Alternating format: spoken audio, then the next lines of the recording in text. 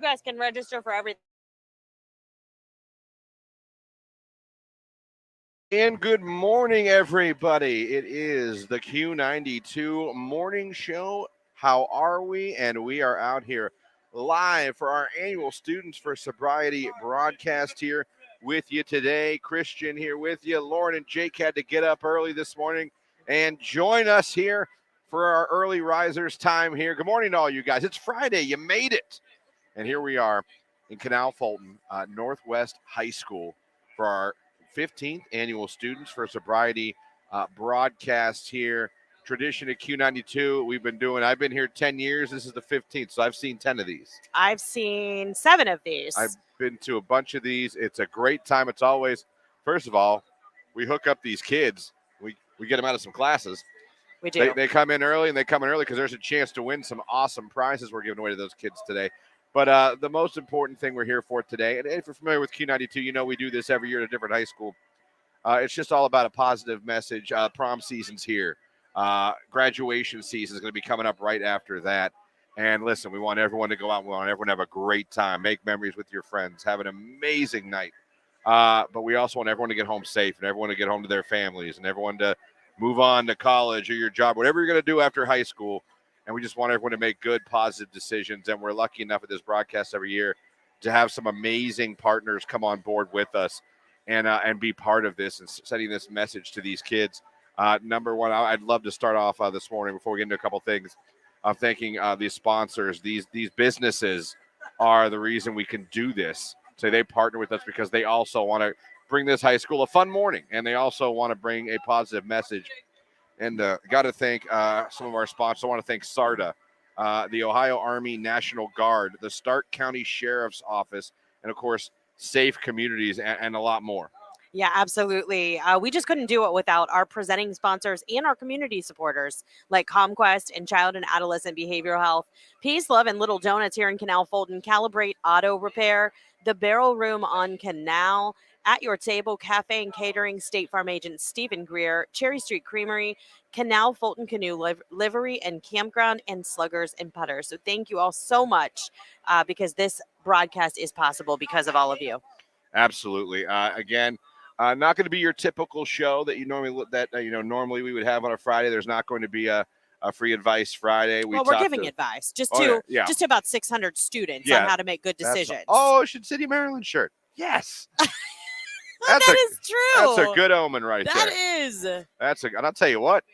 There are a lot of kids here at Northwest for 5:30 in the morning. I was going to say, I'm pretty sure they've set a record. This might be the most kids we've had here this early. This is pretty cool. They're showing up here. The Army National Guard is setting up their obstacle course, their blow-up obstacle course. Which wow. It's unlike anything I've ever seen. At some point, we'll flip the cameras around and let you see that. And obviously, you can still watch for the first time. You can watch the Students for Sobriety broadcast, of course, on Facebook, YouTube, and on Twitter. So thank you for having us on your radios this morning. Thank you for streaming us at Q92radio.com. And, of course, thank you if you're watching right now on Facebook, on Twitter, and on YouTube. I know normally you do 7 to 10, but you know what? Hey, man, it's a special event. So we're bringing all the gadgets, all the technology with us here this morning. Yeah, we are. We got a few minutes. Really cool. I want to thank everyone at the Best Western. They hooked me up. It's very nice. Yeah. I had a lovely stay last night. And let me tell you this, and I know this was natural because no one knows who the heck I am. I walk in to check in for my room. They're playing Q92 in the lobby.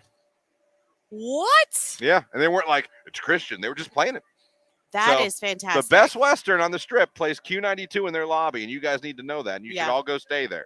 Yeah. And when I walked in my room, it smelled like Pine Sol himself. The god Pine Sol came down from the mountains and just put his wonderful odor all over the room. It was a very nice day at the Best Western. But yeah, very cool. Anytime you walk into a local business and you hear our radio station playing, it's always a win. Yeah, you feel pride. You're happy. It's like, hey, for sure.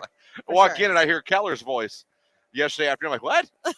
You're like, I can't escape work. No, and then one of the and then really awesome. Surprising me last night. The fiance calls me. She's like, "What are you doing?" I was like, "I'm in my room getting ready for my PlayStation." She's like, what are you wearing? I was like, whoa. Oh, hello. I was Okay. like, and I laughed. I go, same thing I was wearing when I left the house. Yeah. She's like, good. Come downstairs. Help me get your son. So she Oh, booked a room for drove. 2, and she drove up with the baby, so I didn't have to miss a night with the baby. That was so awesome. So we spent the night, watching TV with snacks in the room. So that is why I'm marrying that woman right there. That is exactly right. So that is exactly right. I got to hang out with Jimmy last night at the best place, his first hotel stay. Oh, his first overnight. And a happy 1 month to my son, who's not listening right now. He's either crying or sleeping, but happy 1 month, buddy. Your dad loves you. And very, very cool. Crazy. But it's not about that today. It's about Students for Sobriety. And we're looking forward. We're going to have a lot of guests on the show today. Yeah, we are. Guests from here at Northwest High School. We'll be talking to some of their student programs, some of their students, some of their teachers. We're going to be talking to some of our great sponsors throughout the morning about this event. And again, bottom line is we want to do something nice for an area high school. We do it every year, but we also want to spread a positive message. And like I said, that is just simply, man, you guys are the future, and we just want you to enjoy the hell out of your prom season, your graduation, and your graduation parties, man. But we want you to be around. Yeah. And decisions you make even at that young age, and we've all been there. And we all sometimes haven't made the best ones. I know Lauren and I could probably tell you stories of things we did looking back on, man, I probably shouldn't have done that. Yeah. Man, I wish I'd have handled that a little better. I think there really is something too, just making sure that you have the proper guidance. And I feel like today we have all of the agencies here that really can help if there is a problem going on in these students' lives or anything like that. But what I love about it is that it's done in such a relaxed environment. So while they have access to all of these resources today, they're also going to have a lot of fun. Absolutely. And this is it. Like the seniors here at Northwest High School are in the home stretch. They are, from what I'm told, done next, I believe, Tuesday or Wednesday. So they have a full line of really fun activities planned here through the high school. Through their last day of school. So I'm glad that we here at Q92 got to use this broadcast as a way to kind of kick it off for them. Absolutely. A couple texts in the morning. Luke Combs is the GOAT. That cover is pretty good. Listen, Tracy Chapman, that original is fantastic. Yeah. But Luke Combs did not do it. He didn't mess it up. No, he didn't. And he's really good. I love him as an artist. Check in Salem to Canfield. Shout out to Jennifer. She's a morning show listener. And let me see here. Oh, you guys want some early riser request? Might be a tough time today to do my wake-up songs for you guys this morning. We're not in studio, but I very much appreciate you checking in Salem to Canfield. Have a safe trip from Salem to Canfield. And shout out to Jennifer, a morning show listener. We appreciate everybody listens to us, streams us, watches us. We truly appreciate it. Truly appreciate it. Good morning, sir. Happy Friday. Good morning. Great for you to check into. Feel free to check in the early risers, too, on the text line. This is our time where we hang out between 5:30 and 7. And if you want to introduce yourselves on the text line to Lauren and Jake, because they're never really with us until 7. They don't get to spend this time with us. And what we do normally, Lauren, we're in the studio, we do some wake-up songs. It's not a request hour, but people call in with some requests for like a wake-up song. We get them on for them in a typical day. Yeah, I usually listen to those wake-up songs when I'm getting ready to They get you going. They get you going. So we're here until 10 o'clock today at Students for Sobriety Northwest. We got some great interviews coming up. Got some great people we're going to be talking to. Thank you for having us on, streaming us, or watching on Facebook, Twitter, or on YouTube. Looking forward to it. And we're off and running, and it is Friday. Please remember that. It's the Jonas Brothers right now in Waffle House, right here on Q92.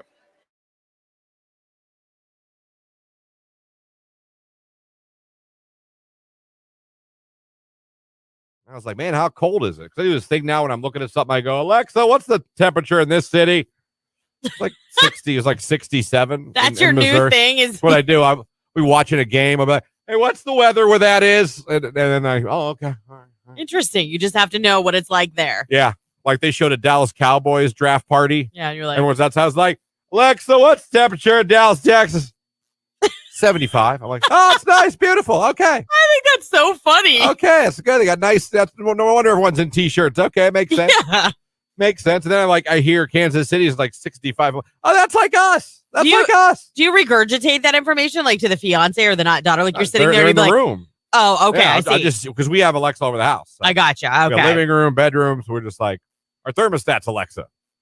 But yeah, I'll just be watching a game. Doesn't matter what it is. Like I'll watch the Guardians in Washington, D.C. I'm like, okay, Alexa, what's the temperature in D.C.? Oh, 60. Oh, that's cold. I just sit there. Just have to know. For some reason, that's a new thing with me. I got to know when I'm watching a sporting event or I see fans out. I'm like, well, what's it like there? I'm really concerned for you. Like, I also you're aging. Almost daily. I'll ask what the weather's going to be like here. Yeah. Then I'll be like, Alexa, what's the weather in Ocean City, Maryland? Because, it gets me going thinking about vacation. Yeah. No, that's a good idea. It's Ocean City, Maryland. What's the temperature? My husband always laughs at me because I'll be like, what's it supposed to be like next week? Or what's it supposed to be like tomorrow? And he's like, don't you literally look at the weather like 7 times during your show? I'm like, yeah, but we're so busy. Like, I don't know why. It just doesn't stick in my brain. No, it's impossible. Dude, we talk for 4 hours. I know. You think I remember anything I say? Right. That's how some people will be Barely. like, oh, they'll walk up to me and they'll be like, oh, that was really funny what you guys were talking about. It takes me a second. I'm like, oh, we were talking about that. I don't know. They'll be like, oh, when was that? Someone will be like, oh, it was today. I'm like, no kidding. Yeah. I just pretend to go, oh my God, yeah, I do remember that. That was a crazy show. And I had him like, oh, please don't call me out. Don't ask me any more questions because I don't know what the hell I'm talking about. That's funny. That's usually what I do.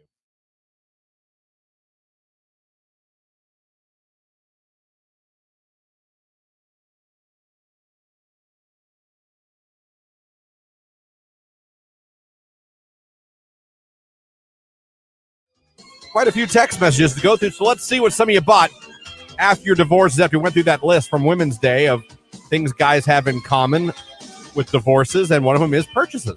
We said men or women. What was your purchase? New golf club, someone says in the text line. Okay. Gym guy here, I went on a 3-week vacation and realized I was way better off. See, I think sometimes you need that. You need to step away and clear your head. It shocks me that some men are shocked when the warning signs were there. In my case, I told my ex if he didn't start helping by working and helping with the kids and attending counseling, this was going to end. He was shocked when I said I want a divorce. All right, you fired a warning shot. He's just I can't he blame was dumb. Yeah, you actually said it to his face. Right. You're like, whatever. Jeez, kid. You want to leave all this? I'm not working. What are you going to do without all this? Good luck finding someone better. I bought a new car after my divorce. Oh, okay. This is the girl here. Sold my ring and went on a cruise. Oh, good for you. I'd love to have an open discussion one morning about cruises, by the way. I'm so 50-50. I am so 0%. I hear great and I hear awful things. And I don't want to talk about it now. But one day I do. I want to have a serious cruise discussion with you people on this morning show. I'm with you. Speaking of cruise, I'll use this in the background now. For this hit. Nice, yeah. Let's see what else you guys made. My big purchase was a Mustang convertible after the divorce. Damn. I dropped 210 pounds and I got a divorce, a deadbeat husband. I also treated myself to some ink therapy. Got yourself a tat-a-tat-tat. Very nice. Good for you. Years ago, my husband bought a 3D TV without telling me and almost became my ex-husband. That was good. That was good. That was good. That was really well done. After my divorce, I went and paid cash for a brand new Ford F-150 Raptor because while married, she wouldn't let me buy one. Boom. Yeah, you go. I bought a Corvette, the exact same one she told me no to. See, cars seems to be cars and vacations. After my split, I took time for myself and rebuild, and I bought a new sports car. See? By the way, I'm still single. Ain't nothing wrong with that. No. Nothing wrong with that at all. I wish that stigma of... I know some people that just prefer and they that are way. Happy. Yeah. And they are Or happy. like they'll have somebody serious, but they don't want to commit to marriage. You know what I mean? But they have their nights where they just go home and do their own thing. Yeah. Yeah. Yeah, and they're happier than most married That's people. right. I say to each their own. If that works for you, then great.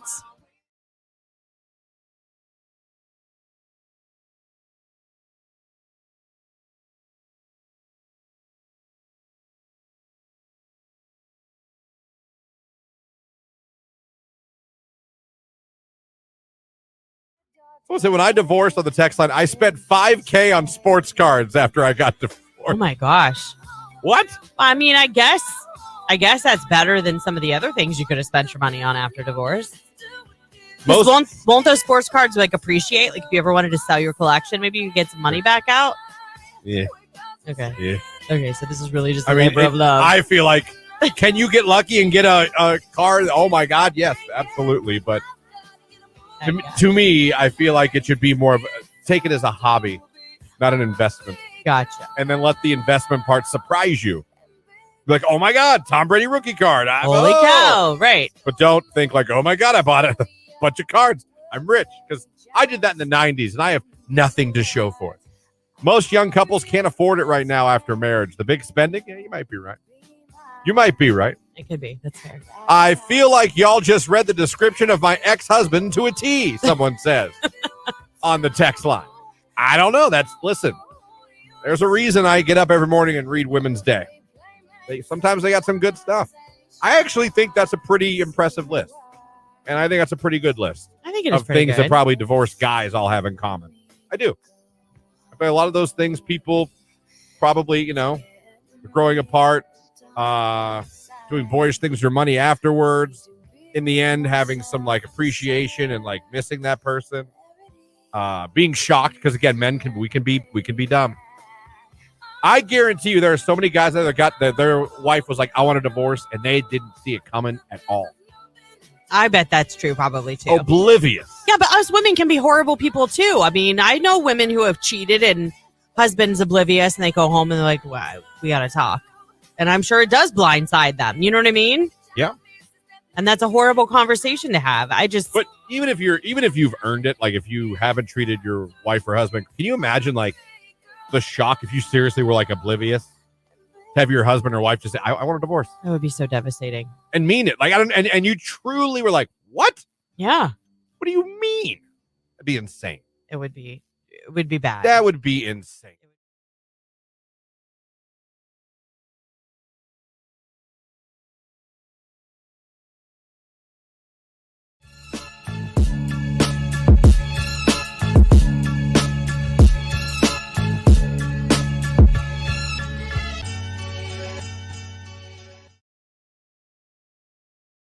This is my problem with movies right now. If it's not like Captain America or Marvel or some superhero or bringing back, the Mario Brothers, whatever. Like, there's no original storyline movies coming out anymore. They're all remakes or superhero movies. Tell me I'm wrong. Like, I miss going to see an original, an original story movie. Like, just a drama, or when they come out, they don't stay that long. They don't do that well. No, they flop. But I feel like it's because they don't put the effort into writing. Think about how many good stories we had. You had Pay It Forward back in the day. You had, what was that? I See Dead People. What was that one?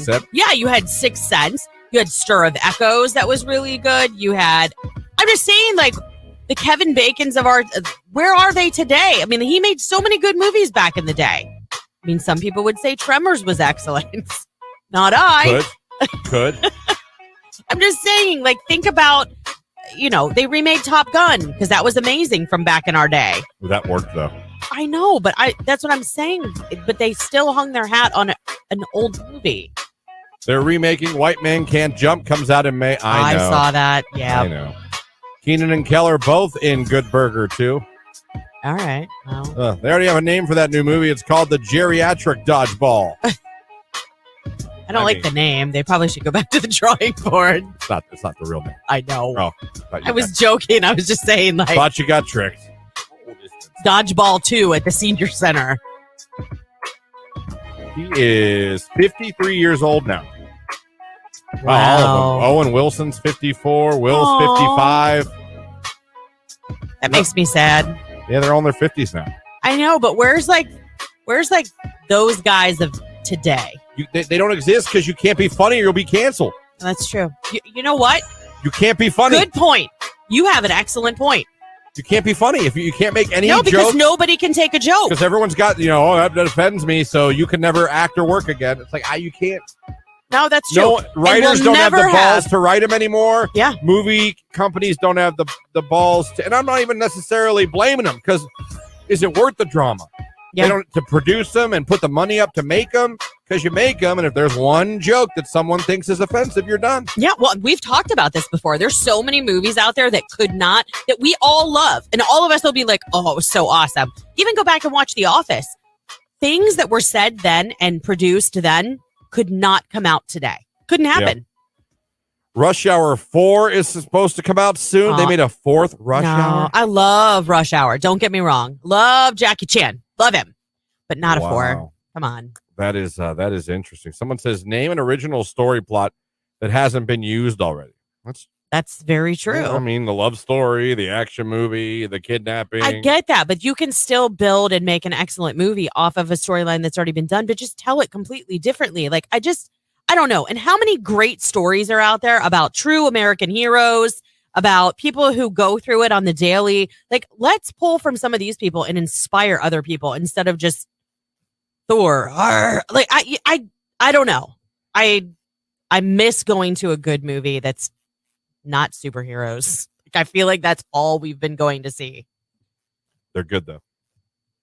They are good. 80 for Brady was really cute. I'm not going to lie. Did that even come out in theaters? Oh, yeah. Oh, yeah. I went and saw it in the theater. Was anyone else there? Yes. All right. It was probably half full. Okay.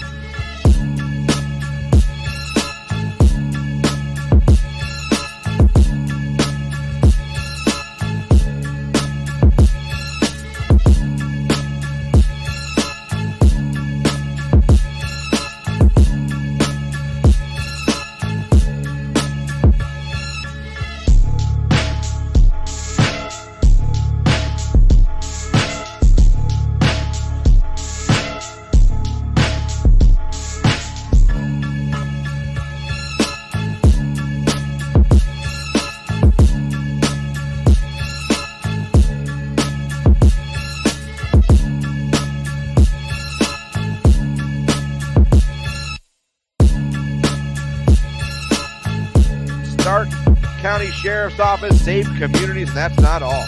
No, we absolutely want to thank CommQuest, Child and Adolescent Behavioral Health, Peace, Love, and Little Donuts of Canal, Fulton, Kalibrate Auto Repair, The Barrel Room on Canal, At Your Table Cafe and Catering, State Farm Agent Stephen Greer, Cherry Street Creamery, Canal, Fulton Canoe Livery and Campground, and Sluggers and Putters. Thank you to all those sponsors here. As I'll tell you what, man, more and more kids coming in. I'll bet this school's never seen this many students here at 6 a.m. It's pretty insane. Well, but when you promise them Ed Sheeran tickets, a laptop, Fall Out Boy tickets, you have to bring inflatables and donuts. Coffee and donuts. I mean, cornhole, we got it all. The obstacle course in the National Guard, it's a lot of fun. Coming up this hour, we're going to be talking to a few of our friends. We're going to be talking to our friends at SARTA from Safe Communities and Stark Sheriff Office, CommQuest. We'll be talking to them, not to mention, it's just going to be a lot of fun here this morning talking to these guys. And again, the theme here with our Students for Sobriety broadcast always is about these young men and women having a great time and being safe this prom season and this graduation season. But it's cool to see these kids out here having a good time, taking pictures of their friends, doing the obstacle course. And let's just talk about this obstacle course for just a second. This obstacle course is brought to us by the National Guard. I have never seen an obstacle course this large. Have you? It is no. It's the end of it goes 40 feet? 40 feet tall. You have to climb up it, and then it ends in a slide. But before that, there's these tubes you have to crawl through, and they even have the ropes where you've got to pull yourself up the slippery slope and go down. I mean, there's so much. It's quite impressive. So we are definitely giving these kids a good workout this morning. They're getting certainly some exercise in as well. Yeah, we're going to have a speaker here for the kids. That's always part of our Students for Sobriety broadcast here in the 9 o'clock hour. We always try to end it by giving a message, a serious message, just about, decisions and how they can affect your life. So we have that planned for these kids here in the 9 o'clock hour. Yeah, absolutely. A little bit about our speaker today that will be joining us at the end of our live broadcast. Beth Weinstock is a poet and a physician, but she's also a mother of 4 whose eldest son, Eli, died in March of 2021 when he unintentionally ingested fentanyl. In honor of Eli, she and her daughter Olivia founded Birdie Light. It's an organization dedicated to ending the senseless loss of young people due to fentanyl poisoning. So she will be joining us talking about, her son a little bit in the situation that he faced and how he unintentionally ingested that fentanyl, which unfortunately has become a very real dangerous issue. Yeah, for kids and adults. That's absolutely right. Celebrities. It's crazy. Yeah. Couple of texts. Early risers are the best. Whoop, whoop, someone said on the text line this morning. I don't know how you guys do this every day. I'm telling you, I like my 7 o'clock position. Good morning, Christian. I know. Another text. I'm glad the weather can be good for you guys today. Yeah, no, this is, hey, listen, I think we turned that corner weather-wise. Yeah, I think so. I think we're in good shape now. It's only going to get better from here on out. I think we're looking at 60s, 70s instead of 40s, 50s. So very cool. As a kid just went down on that the was obstacle the janitor. course. Was that who that was? Yes. Well, I hope he's okay. He looks fine. He's getting ready to go. He's beating a kid So, like in this race on the obstacle course. there you go. There you go. He's here to compete today, and that's He what I like. is. So out here at Northwest High School for the 15th annual Students for Sobriety broadcast. Again, thank you for having us on your radio, streaming us at Q92radio.com. And for the first time ever, watching the Students for Sobriety broadcast here live on Facebook, YouTube, and on Twitter. Glad to have you guys with us. It's Friday. That's a great thing right now. It's Miley Cyrus and Flowers here on Q92.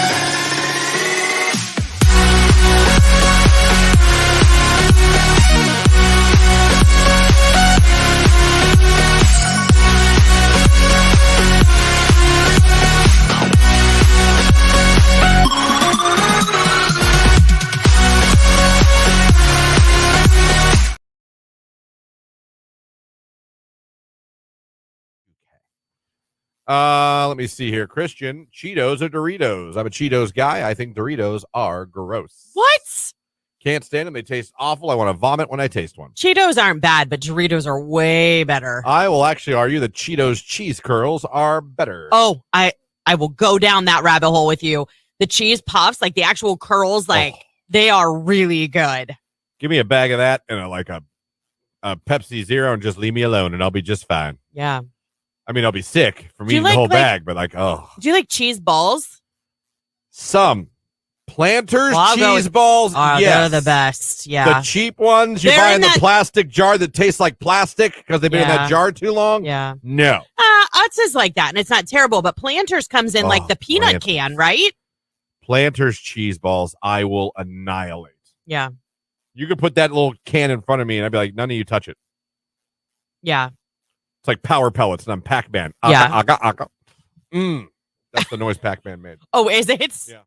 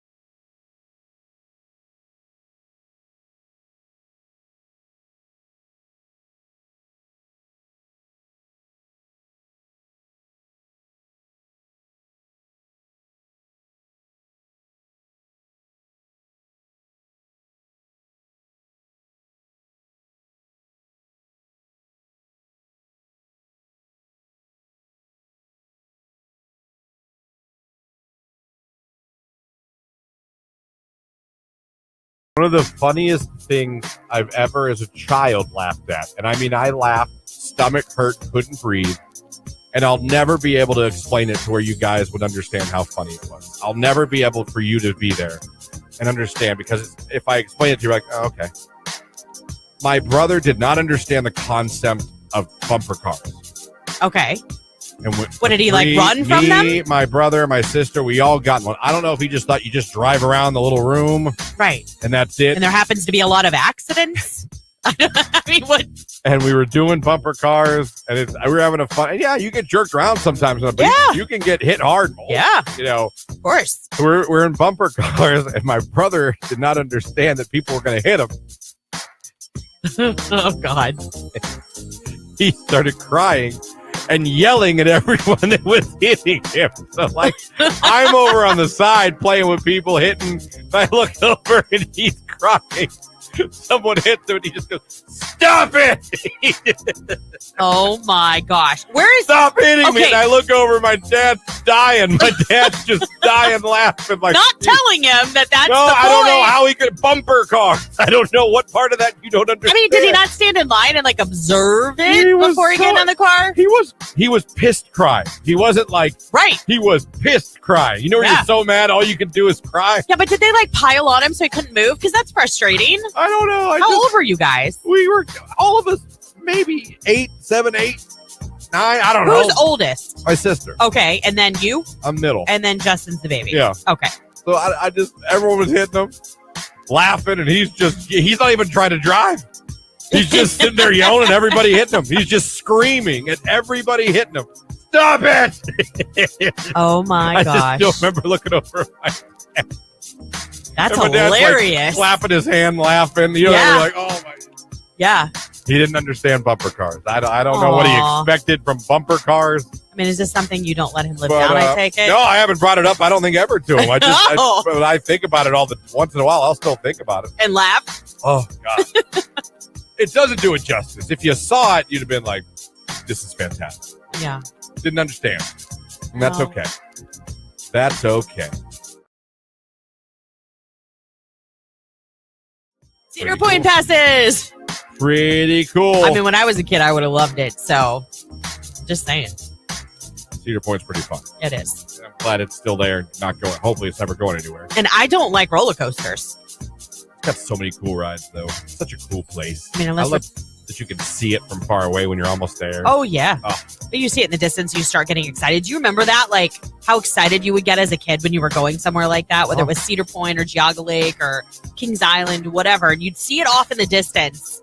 You'd be like, oh my God, we're almost there. You'd pull into that SeaWorld or Giant Eagle, Geauga Lake parking lot. You would just see the rides. You'd see like It's go time, baby. the SeaWorld logo, and you were like, oh my God, we're here. Yeah. Or like I said, Cedar Point, you'd see the rides from a couple miles away.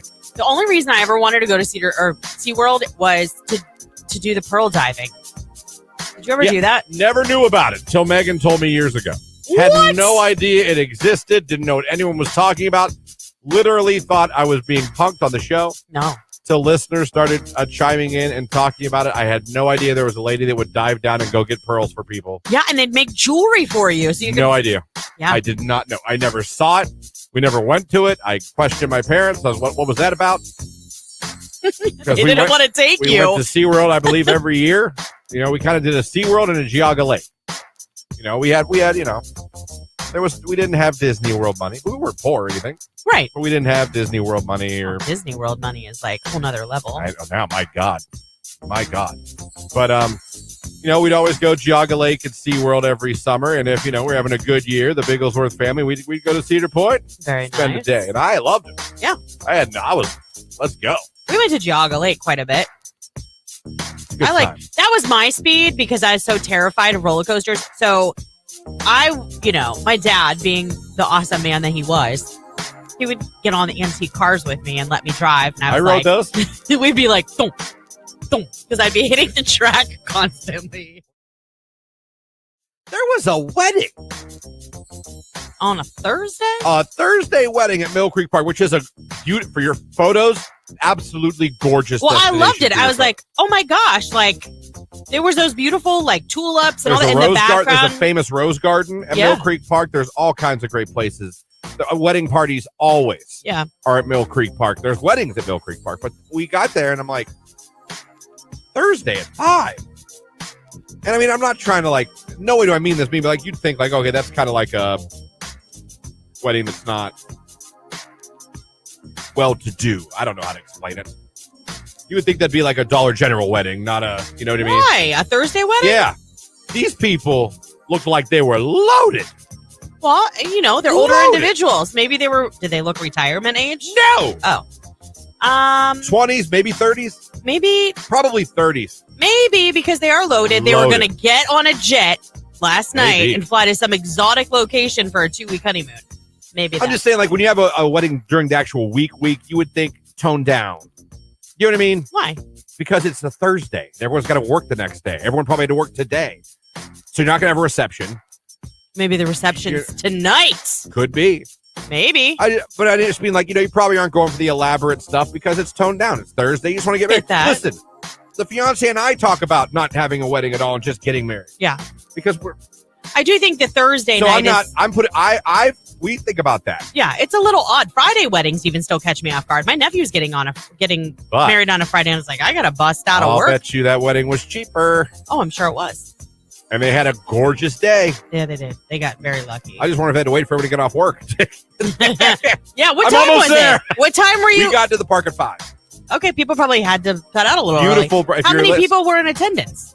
It looked like just the party, the wedding party, Oh. the parents, and the bride and groom. However, they were all done up to the nines. I mean, they were done up. That was the vacation day probably for them. So, I mean, if that's how you do a private wedding. and still look glamorous. I've told people, don't be shocked if I come into work one day with a wedding ring on and we got married like by a judge. Yeah. We just don't want anything.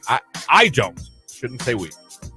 I don't need anything big at all. I don't want all eyes on me. Never liked it. Never will. I don't blame you. So, I was nervous as all get out to walk down the aisle. Oh, man. I couldn't look at people in the pews. Yeah. My legs were shaking. I was like super nervous. And it wasn't I just kept looking down the aisle. I was like, just got to get to him. Just got to get to him. Just got to get to him. And I was fine. I don't know who got married yesterday at Mill Creek Park, but you guys looked beautiful. You looked elegant. I was just a little thrown off by the 5 p.m. Thursday. Hey, to each their own. I was like, man. And then I'm like, how much money did you save? I know. Would you pay like $50 for like this? I'll bet all these Thursdays were open. I'm like, Thursday at 5, that had to be wide open for you guys. Did you get a You're deal? looking at the fiance going, Thursdays aren't a bad I'm idea. like, listen, I do the morning show. I'd be home. Right? Oh, I'd for be sure. home in time. You'd have plenty of time to get ready, I'm like, get that tux on. We're only 10 minutes away from the park. I mean, Yeah. do we got to think about this? Yeah. I'm just excited to sleep in. Oh. Every weekend I look forward to I it. have no idea. But sleeping in for me is like 8 o'clock. 7:30, 8 o'clock. I told you, I get up at 4:20 every day.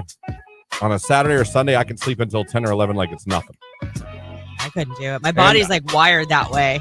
I'm good. I'm like, To be fair, though, I know you get in bed early, but you usually don't fall asleep till later than I.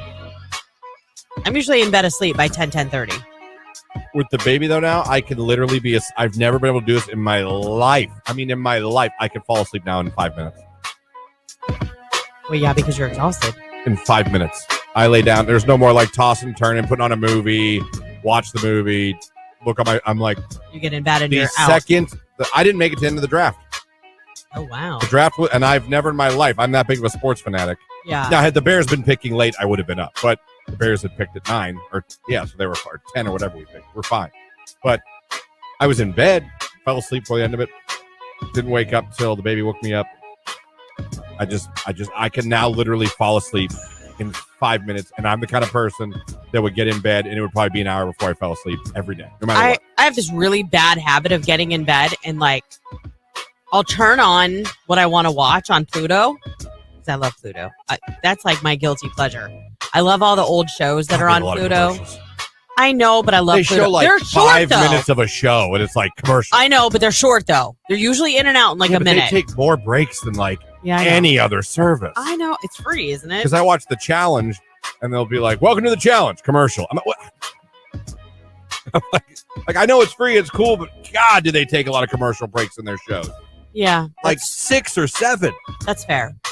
But I love it. I love Pluto. But my toxic trait, my guilty, I need to stop doing it because it keeps me awake longer, way longer than I need to be or should be, is I'll turn that on, but then I don't watch it. I grab my phone and I start scrolling through TikTok. And then the next thing I know, 20 minutes has gone by and it's like, oh my God, I need to put my phone down. Like, I got to get up. I've been doing that. It's been helping. Helping you fall asleep? Yeah. Sometimes it does put it because my down. eyes will get heavy, but lately I've been sucked in at all of like the Eras Tours videos. There's been some great recipes on there. You know what? I plugged back into Pinterest yesterday. Like, I spent a lot of time looking at. Why don't you just go play Angry Birds while you're at it? I know, but it's been a while since I was on my Pinterest board, but I love Pinterest. I love it. Was Candy Crush played too? I forgot how much I missed it. By the way, Candy Crush was a great game. Oh my God, I loved it. Divine. It is a great. That's usually great, how you great usually say it. Sugar Crush. There you go. Divine. I'd still play it.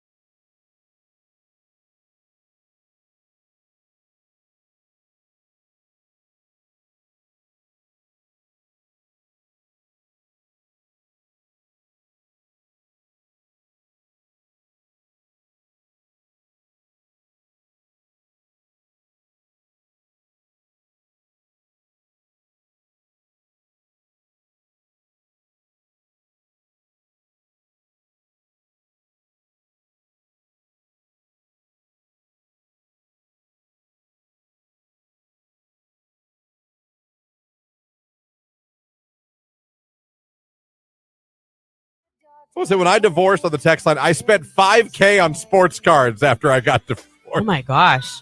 What? I mean, I guess that's better than some of the other things you could have spent your money on after divorce. Won't those sports cards like appreciate? Like if you ever wanted to sell your collection, maybe you could get some money back out. Yeah. Okay. Yeah. Okay. So this is really just a labor of love. I feel like, can you get lucky and get a card? Oh my God, yes, absolutely. But to me, I feel like it should be more of take it as a hobby, not an investment. Gotcha. And then let the investment part surprise you. Like, oh my God, Tom Brady rookie card. Holy cow! Right. But don't think like, oh my God, I bought a bunch of cards. I'm rich, because I did that in the 90s and I have nothing to show for it. Most young couples can't afford it right now after marriage. The big spending, yeah, you might be right. You might be right. It could be. That's fair. I feel like y'all just read the description of my ex-husband to a T, someone says on the text line. I don't know. Listen, there's a reason I get up every morning and read Women's Day. Sometimes they got some good stuff. I actually think that's a pretty impressive list. And I think that's a pretty good list. I think it is of pretty things good. that probably divorced guys all have in common. I do. I bet a lot of those things people probably, growing apart, doing boyish things with your money afterwards, in the end having some like appreciation and like missing that person, being shocked because again, we can be dumb. I guarantee you there are so many guys that got their wife was like, I want a divorce, and they didn't see it coming at all. I bet that's true probably too. Oblivious. Yeah, but us women can be horrible people too. I mean, I know women who have cheated and husband's oblivious and they go home and they're like, wow, we got to talk. And I'm sure it does blindside them. You know what I mean? Yeah. And that's a horrible conversation to have. But even if you've earned it, like if you haven't treated your wife or husband, can you imagine like the shock if you seriously were like oblivious to have your husband or wife just say, I want a divorce. That would be so devastating. And mean it. Like and you truly were like, what? Yeah. What do you mean? That'd be insane. It would be bad. That would be insane.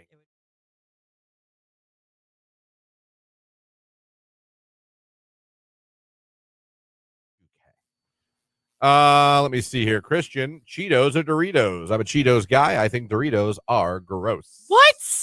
Can't stand them. They taste awful. I want to vomit when I taste one. Cheetos aren't bad, but Doritos are way better. I will actually argue that Cheetos cheese curls are better. Oh, I will go down that rabbit hole with you. The cheese puffs, like the actual curls, they are really good. Give me a bag of that and a Pepsi Zero and just leave me alone and I'll be just fine. Yeah. I mean, I'll be sick from eating the whole bag, but oh. Do you like cheese balls? Some. Planters cheese balls, yes. They're the best, yeah. The cheap ones you buy in the plastic jar that tastes like plastic because they've been in that jar too long? Yeah. No. Utz is like that, and it's not terrible, but Planters comes in like the peanut can, right? Planters cheese balls, I will annihilate. Yeah. You could put that little can in front of me, and I'd be like, none of you touch it. Yeah. It's like Power Pellets, and I'm Pac-Man. Yeah. That's the noise Pac-Man made. Oh, is it? Yeah.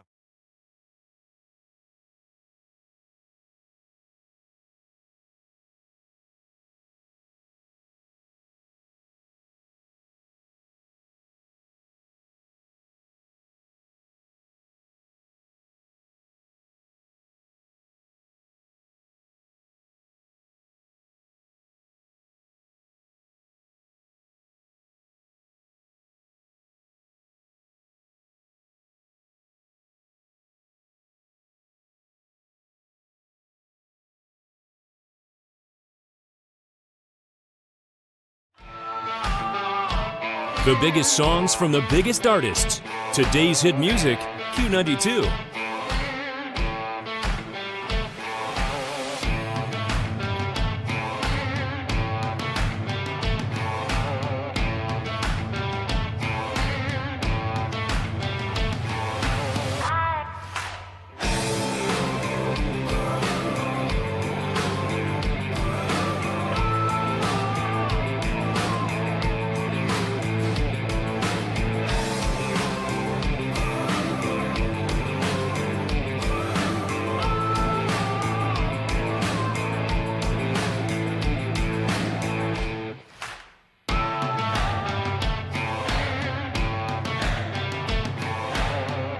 We are Q92.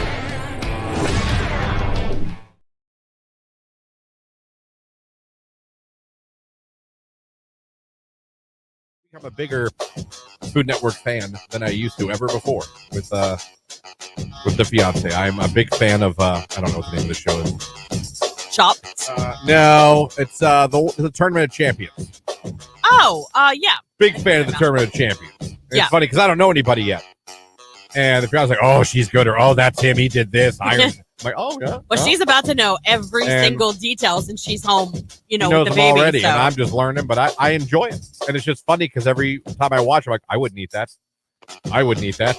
Christian. I wouldn't eat that. But I do love the randomizer. Oh, is that where they pick an ingredient, or He spins everything, and you find out what you got to make, how you got to make it, and how much time. Okay. Big fan of the randomizer. Big fan of that. So I've been watching that. Have you ever tried to replicate one of those recipes, though? Like, she? Well, no, because I'm too picky of an eater. Well, I would never there's want not to. a single thing they've made that you No, would because try. they put cheese on everything, or it's like lamb, or a meat that I would never eat. Hamburger, steak, pork chop is where ribs. Pig, cow. Those are your four main cow, food chicken. groups. Pig, cow, chicken. When you leave those three, you have lost me. Well, all right. And they're always like this. With Not even with a side of ketchup? No. I tried lamb once. It was like meat bubble gum. I had, oh God, it was awful. Then it wasn't cooked right, maybe. It was, and I was at someone else's house. I had to suck it up. I could not hide my disdain for the food. So I ate it as quick as I could and said, no, I'm full. I can have no more of your lamb, a.k.a. meat bubble gum. So I was like, how long ago was that? Years ago, but I'd still wake up in cold sweat. I see. Okay. That thing gets You were me, like man. 12. Oh, my God. It was just like every bite I was this is awful.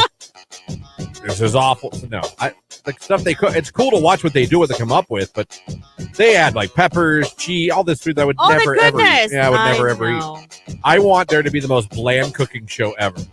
Like today we're doing hamburgers and fries. With a little salt and pepper spice. Yeah, the only spices you can use are salt and pepper. Go! You have 20 minutes. Hurry. That's it. That's all I would want. Today we're doing steak and a baked potato. Go!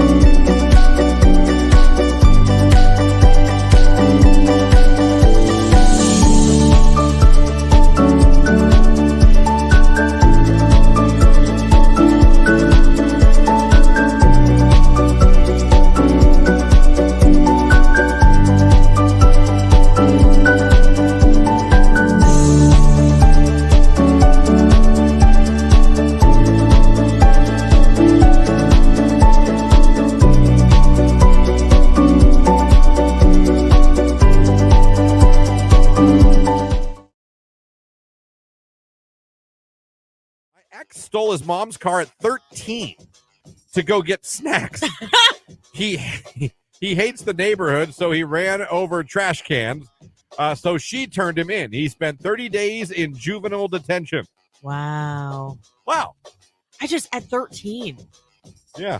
I'm going to get snacks. And I It's still can't a stand. thing. I'm going to run over everyone's trash can. It's still a thing. When I got my car serviced a couple weeks ago, the lady that was there was telling me that her 13-year-old daughter, or I'm sorry, she was 15, took their 13-year-old daughter, stole the family car, went and joyrode in the school's parking lot, and ended up taking it off, like going down like over a hill, and did like $5,000 worth of damage to the car. Good Lord. Yeah. Wrapped around a telephone pole. I was 17. I also backed over a friend's foot as a teenager. Ooh. I went to Buckeye Career Center. Everyone knows leaving there was a crap show. I ended up rear-ending a college professor a week after getting my damn license because I was trying to get my cassette player to play. Your cassette Couldn't get your Mr. Big to be with you. next to be with you. Hold on, little girl. funny. You got to get going. Shooting bottle rockets and throwing eggs out the window at people when I was a teenager. Oh, wow. I get you in trouble. We used to do the shoot bottle rockets at each other. Why? I don't do you know how dangerous that is? Somewhat. It was funny. Hey, live to tell the tale. You did, thank God.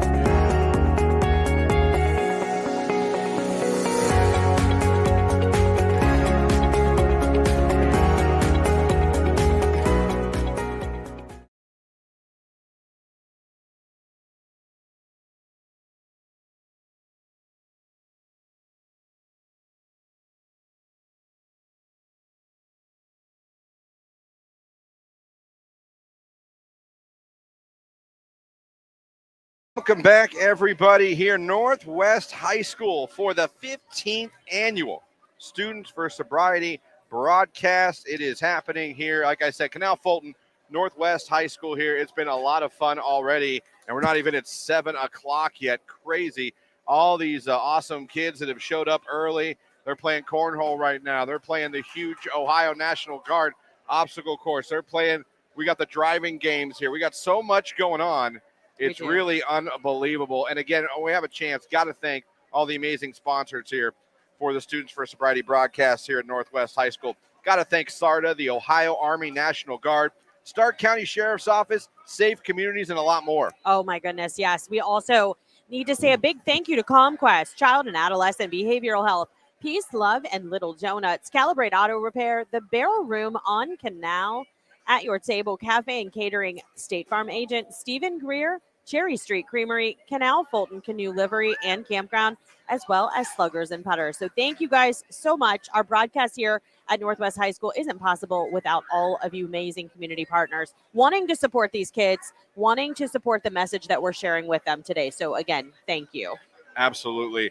And we're going to be talking right now, and in a few minutes, you're going to be hearing the band here at Northwest High School. You can't have a high school without a high school band. Without a high school marching band that performs, at concerts throughout the year. They perform at all the football games. They put tons of time and hours into their craft at performing, like I said, at sporting events, at concerts, maybe for the holidays or for a spring one. It's amazing. I know my niece is big into band right now. It's awesome. And we have the band director here, Steve Ilmer, joining us on the show. And, of course, if you're watching as well on YouTube, Facebook, and Twitter. And Steve, thanks for talking to us for a couple minutes this morning. No, thank you. Thank you for having us. This is amazing. Yeah, really cool. Are you surprised how early all these kids have woke up this morning and come down here? Yes, well, in the band kids, I bribed them a little bit with donuts. So we bribe all the time. Yeah. That's right. Yeah. We bribe all the time. It works too.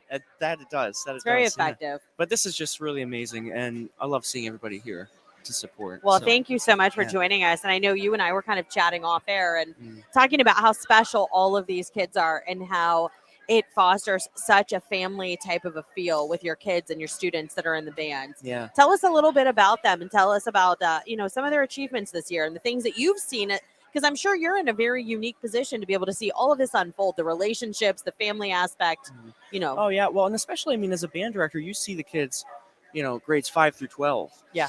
And so the amount of time they spend with each other, just forming just the family is amazing. We work really hard. The family fights. We get along. Right. And it's just such an amazing environment. And really, it's welcome to anybody. Yeah. And they never stop having fun. That's And amazing. yeah. I mean, I see how early all of these kids have showed up that are ready to play for us, that are ready to, really shine a spotlight on the band program here at Northwest High School. Yeah. It's funny. I work for our sports department at the radio station too, and we do the football games all over Stark County all season long. And I see how extravagant these performances have gotten with marching bands anymore. Oh my Not goodness. only is it the talent of these kids playing, but the performance as far as script writing with the band or setting up symbols or forming something. I mean, that is some serious hand-eye coordination. And I always wonder, as a band director, how in the world do you come up with this and teach these guys not only play these songs, but to get in these formations while not missing a beat? It's all the support system. I mean, it's made possible. All the band booster programs, our administration, the school district all together. I mean, it's just, you come up with an idea and then to be able to see it through takes all the support to get it there and stuff. And especially the kids, they work so hard. And I think another thing that's, I think sometimes people miss, unintentionally, but they miss is, we always talk about, oh man, the dog days of summer, those football players are out there practicing, and they are. But you drive by any high school when it's 80 degrees outside, 85 degrees outside. These girl and guys, they're out there too for hours in the beating sun practicing as well. Well, and that's why we go away for band camp, and we wake up, have breakfast about 9 a.m, and we're off. Yeah. And we don't stop. Stop for lunch and dinner, but we're done at 6, 7, 8 o'clock at night. That's all day, and then we have rehearsals thereafter to prepare for the season. And I think another thing too with band is these musicians, their talents can really take them places and even get them into college. Yeah. And I think sometimes people don't realize that too. This can be a gateway to an amazing future. Oh, that's for sure. And I mean, that's the thing.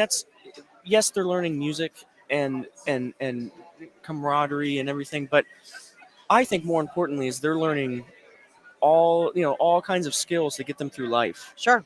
Because I mean, to figure out an instrument, it's a challenge. It's a huge challenge. And so they overcome it and they do it together, and it's fantastic. So, well, Steve Himmler, I've been great talking with you for a couple minutes, but now it's time to hear from the band. Yes, so I cannot wait. Right now, he's going to put down the headset.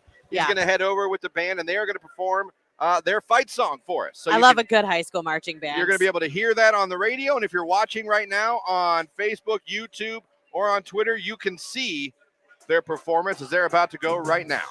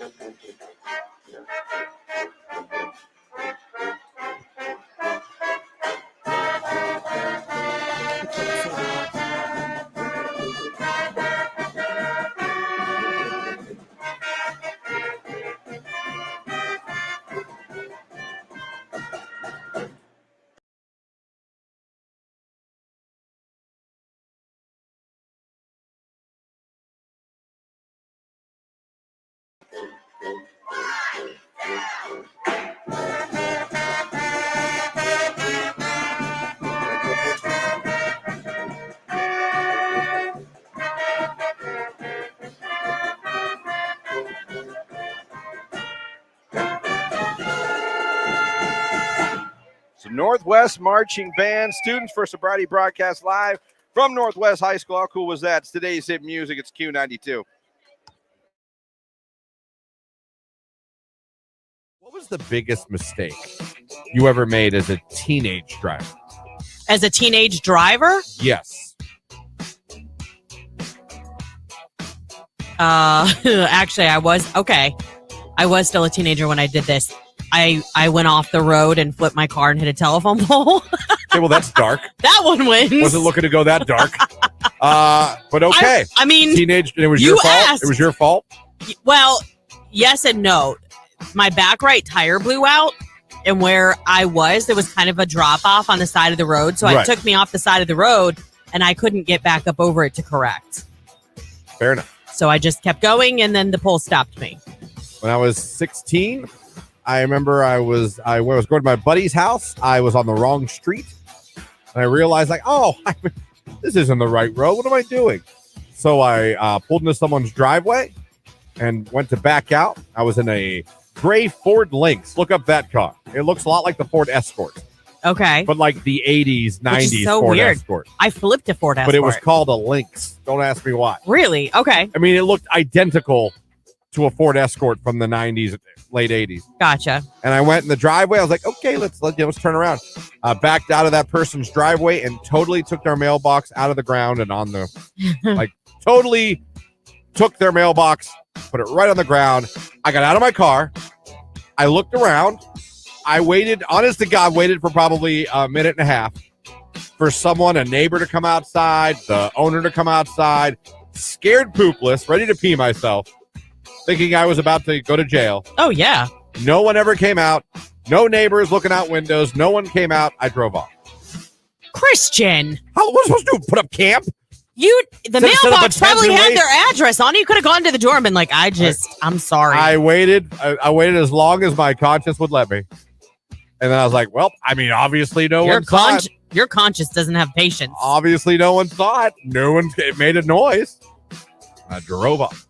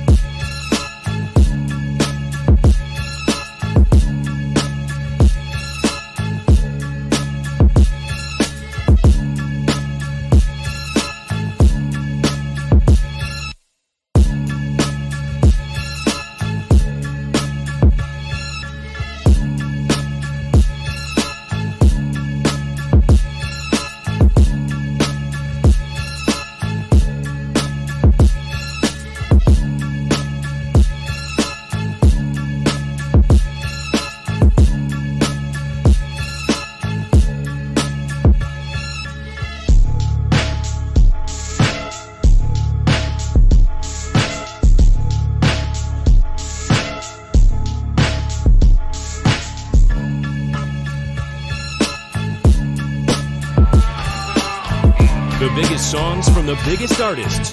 Today's hit music, Q92.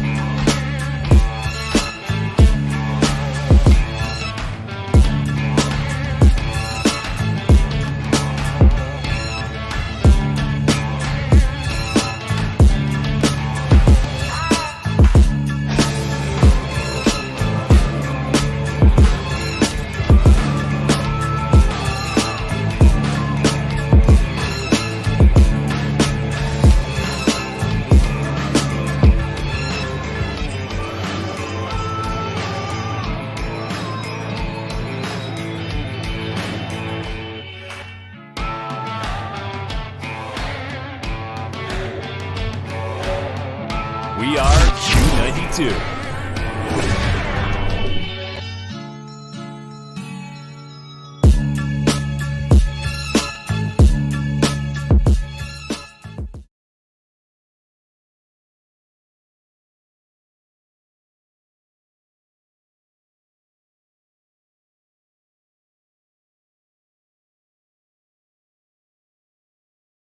Christian Lauren here in the morning, talking with all these amazing clubs here at Northwest High School. And now we're going to talk about the Buddy Club with Kyler Maraglia. If you're a sports fan, you know that name. What, 1,600 yards, 22 touchdowns? Am I right? Yep, you're correct. That's pretty good. That's pretty good season. That's pretty good that you remember that too, I Christian. better. I'm impressed. I better. Yeah. So, Kyle, first of all, congratulations on your football career so far. I know you're not done yet, Nope. but thank that's a you. pretty good junior season. Yep, coming back better for the senior season. That's awesome, man. Well, let's get into the buddy system, the buddy club, real quick. Talk for a second about what the buddy club is here at Northwest High School. Yeah, so it's the chance to be able to kind of connect with the intensive needs center in our school. So it's just kind of taking the time out of the day to maybe 25 minutes to just be able to hang out with them and get to know them and everything. What motivates you to want to be a part of this club? What was the reason that you decided to get involved? I don't know. I kind of just maybe always had a connection to be able to just talk to them and communicate with them easily. Okay. So I just enjoy being able to hang out with them and learn about them because I think they're just the same as everybody else. Of course, yeah. No, I love that so much. Do you find that kids are eager to get involved with that program, and do you find that because sometimes you're a little, I don't want to say embarrassed, but you're hesitant. So Northwest actually is really we're well with the kids because everybody wants to learn about them. We have maybe 5 of them that everybody talks to, so it's kind of just, I don't know, it's something cool to be able to talk to people and all just learn about them. Yeah, absolutely. And how long has that program been involved here at Northwest High School? I mean, it's been here for a while now that I know of. I know coming up from grade school and everything, we always had a couple students that we'd always talk to. Like we have, I think his name's Grady.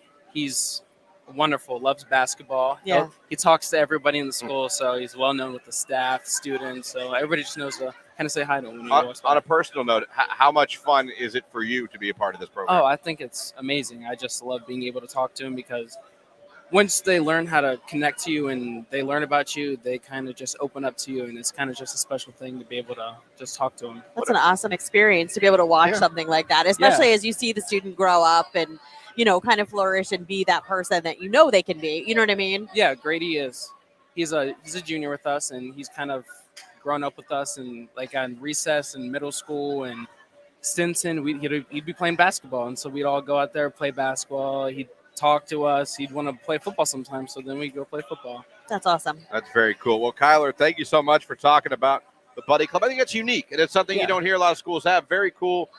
Congratulations on all the success with that. Yes. Congratulations with the football, man. Thank you. And looking forward to calling some of your games in your senior year, man. I appreciate it. Appreciate you, man. There you go. Thank you, Kyler. Kyler Maragula here, talking to us about the Buddy Club. It is Northwest High School. It's the Students for Sobriety broadcast here on today's Hit Music, Q92.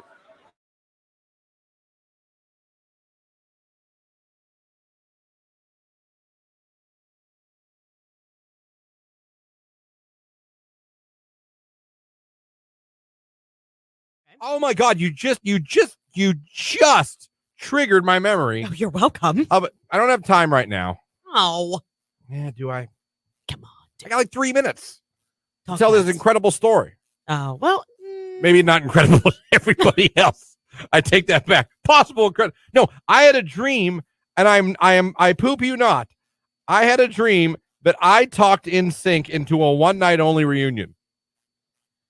Like I had a dream. That was your dream. Literally. Yes. Last night I dreamt, and I'm not making this up. You said that, and it just triggered my memory. That's so crazy that happened. But I had a dream that I was in some group of hotels with NSYNC, and Justin, the other guys there, than Justin happened to be there, and I literally just got them all in a room. You're like, listen, guys. Well, I was mainly directing my comments at Justin because I feel like the other 4 are like ready to go. Well, yeah. I was like, look, They've had their bags packed for a while. and it was like it happened that night. I was like, let's just go out there and have fun. One night, no one has to commit to anything. And they were like, all right. No one Christian, has you're right. to like, and they did. Wow. And they did. Look how much influence you have in your dreams. I just sold it to Justin. Like, listen, not even worry about a tour, no press. Let's just go out here. I don't know if we were Coachella. I don't know where we were. It Sonic doesn't Music matter. Festival, They you know what I did mean? it. Lilith Fair. I don't know where we were. Right. But I was like, let's just forget. There's nothing above tonight. Right. But let's just go out there and have a good time. There's no reason we can't have one show. And they were like, yeah, yeah. And that's how they talk. And then they went out there and they Your did dream. it. Yeah. Probably a terrible story, but I told it anyway. I got NSYNC back together in my dream. I wish I had good dreams like that. I don't have very many dreams. Wasn't listening to NSYNC yesterday. Wasn't talking about NSYNC yesterday. Didn't watch a show. Like nothing would have put that in my head. Isn't that weird sometimes, like why things come to you in dreams, though? Sometimes I get it because you watch them. You're watching a show, listen to music. I think you really care about this No. reunion more than you let on. That's probably why. I think I've been very open about the reunion. No, I know, but I'm just saying, like, you really are holding it in there. And Yeah. In my dream, in a hotel room, I talked them into getting back together. Good for you, man.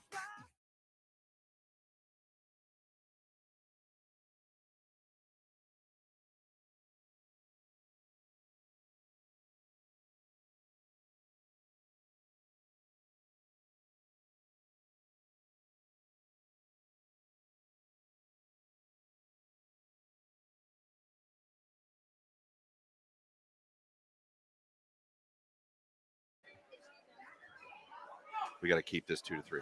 Yep.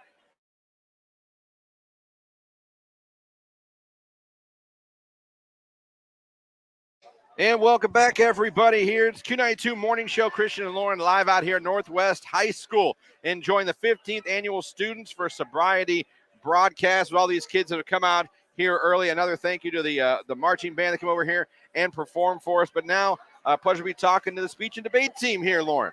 Yes, absolutely. We are joined by their coach, Rick Woods. Rick Yes. Woods, Hi. yes. And he's also joined by, if you're watching the live video feed, behind him are some of his state qualifiers for the Northwest Speech and Debate team. So can you tell us a little bit about the Speech and Debate Club here at Northwest High School? Sure. So many years ago, I was in speech and debate and Okay. realized the benefits of the program. Yep. And it took me 20 years to finally get the program started here. But we are about 4 years old.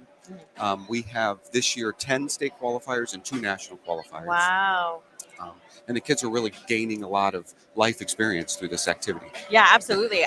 I was a speech student at Hoover High School way back in the late 90s. Yes. But I agree with you. I think it really helps with communication skills as they go on and pursue whatever careers it is that they're going to pursue. Helps with public speaking.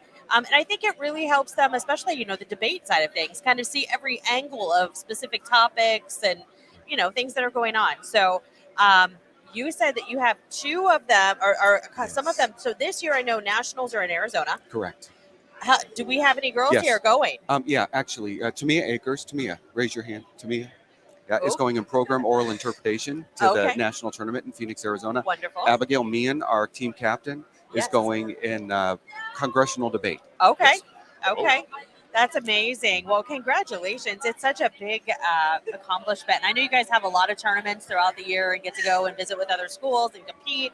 And it's such a complex program, I think. There's so many different categories that you can compete in.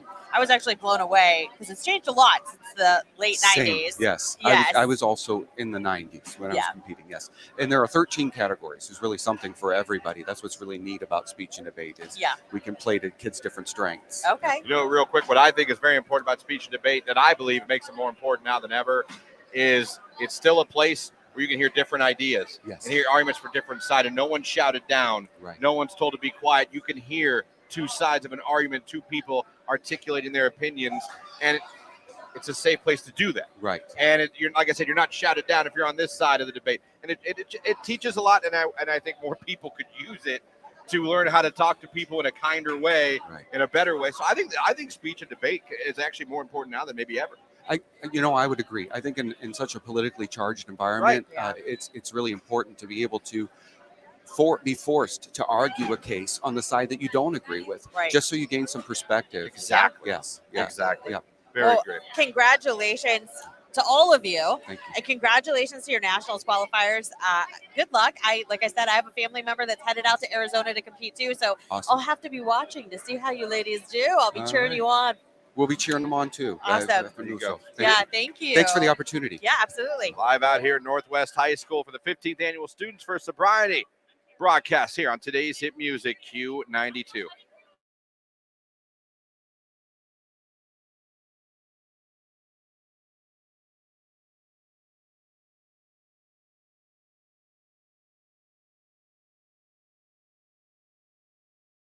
We were talking about a list I saw of AI coming for people's jobs. Went over a list of 10 jobs that AI could easily be coming for. Yeah. Talked about RoboCop. We talked about Terminator. We talked about Johnny Number 5. He's alive. Great movie, by the way. Yeah. You saw Short Circuit, right? I did, but I mean, it has been a very long Hot minute. time. Yeah. Text, you have the My AI on Snapchat. You can't delete him. Yes, I've seen him on there. Yeah. He's appeared on Snapchat. Snap wants to now, get on the old AI craze. So, yes, I've seen him. I've asked him some funny questions. He has answered, has others. It's kind of funny. But, yeah, that's shown up now. Again, good and bad. I get a little nervous sometimes because, like I said, I'm afraid these robots are going to get too smart for their own good. Well, I mean, listen. So you've got Elon Musk, right? He's a very smart businessman, knows quite a bit about the internet, about auto population, things like that with Amazon, right? He even said, we need to slow down because this is dangerous. Yes, he did. Him and a bunch of other tech people. To me, I feel like that's the equivalent of a doctor telling you need to slow. Like, he knows that is his realm, that is his world, and he's going, hey, pump the brakes. I think we should pump the brakes. I think we should be very careful. There's a lot that could go very, very wrong if it's not done properly. I agree. But I also know us as humans. And how would it not lead to potentially weakening our national security? I don't know. There's so much in that aspect that makes me very nervous.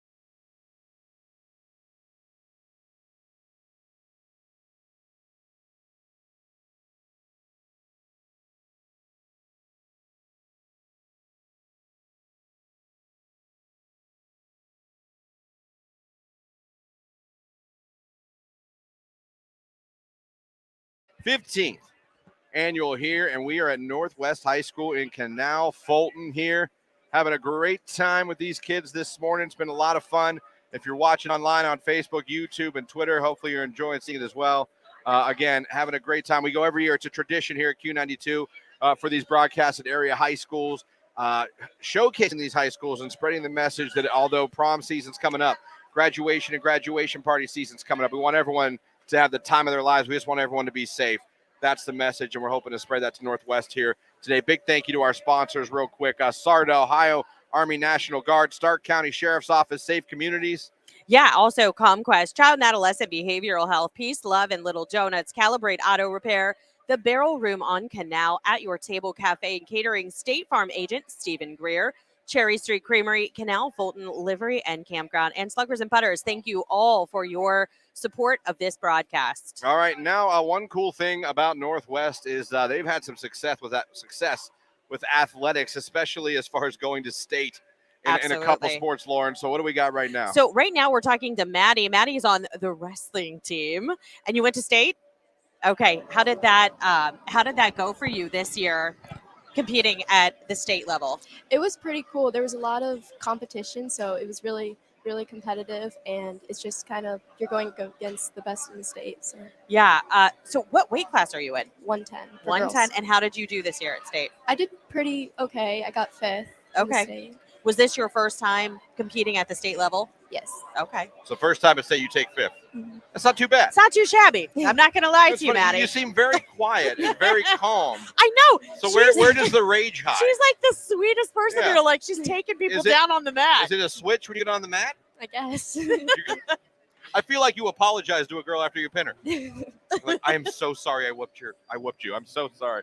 But what made you want to get into wrestling? My younger brother actually did it before me, so I would always go and watch his matches, and then one day I was just like, can I try this sport? And my parents were like, okay, yeah, you can go try it, and I ended up loving it, and I've done it ever since. How welcoming and encouraging is Northwest High School for girls that want to get into wrestling? It was pretty welcoming. Our coach, Art Kali, he wanted a girls program to have, because he's actually coached girls before. So when he found out I was going to do it, he was all for trying to get more girls to come do it. So here at this high school, they encourage, they want it, and they're going to coach you, and they're going to work with you. Yeah. And they're going to try to make you the best they can. And they're going to get you to state to take 5th in the entire state in your weight class. Yes. That is fantastic. Well, congratulations. Thank you. Congratulations on doing it. Congratulations on going to state. And congratulations on taking 5th in state. That is an awesome accomplishment. On your first trip to state. So Not bad. very well Thank you. done, Maddie. Thank you so much, Maddie. We're also, speaking of state, we're also going to be talking to the girls basketball team. So who wants to join us? So what, coach or player?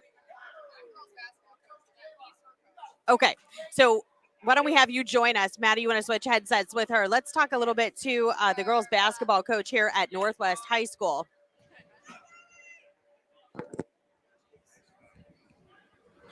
Good morning, Coach. How are you? Good. How are you? Good. Thanks for joining us. First of all, congratulations on what was an amazing season for your girls. Have you had time to even process how far you girls went and what you accomplished this year?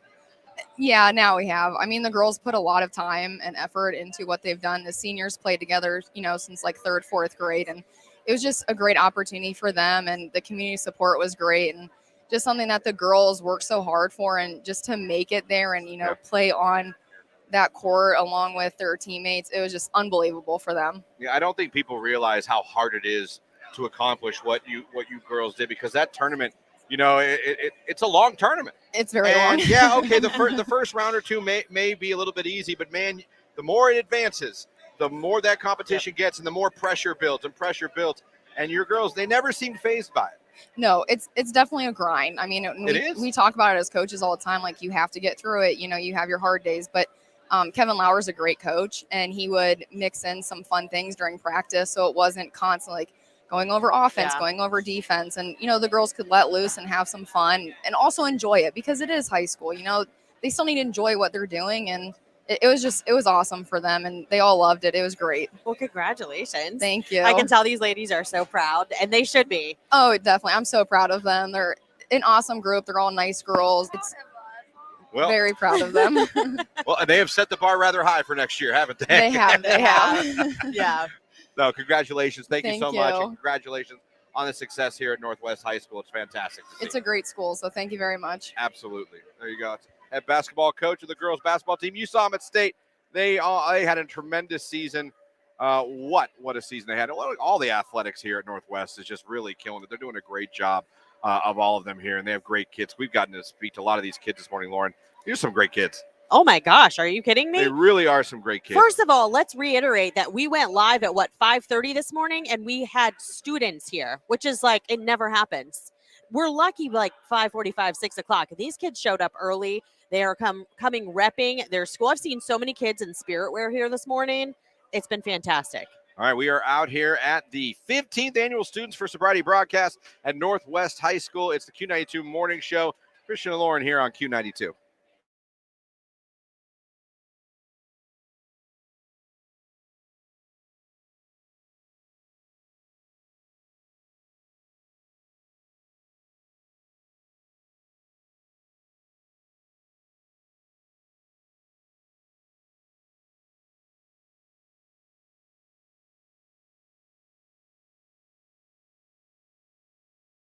A girl I know has called off 3 weddings in the last 4 years.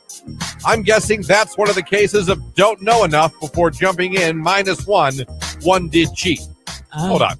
So she was engaged 3 times in the last 4 years? I hope these were backyard weddings and not church, reception hall, caterer, photographer.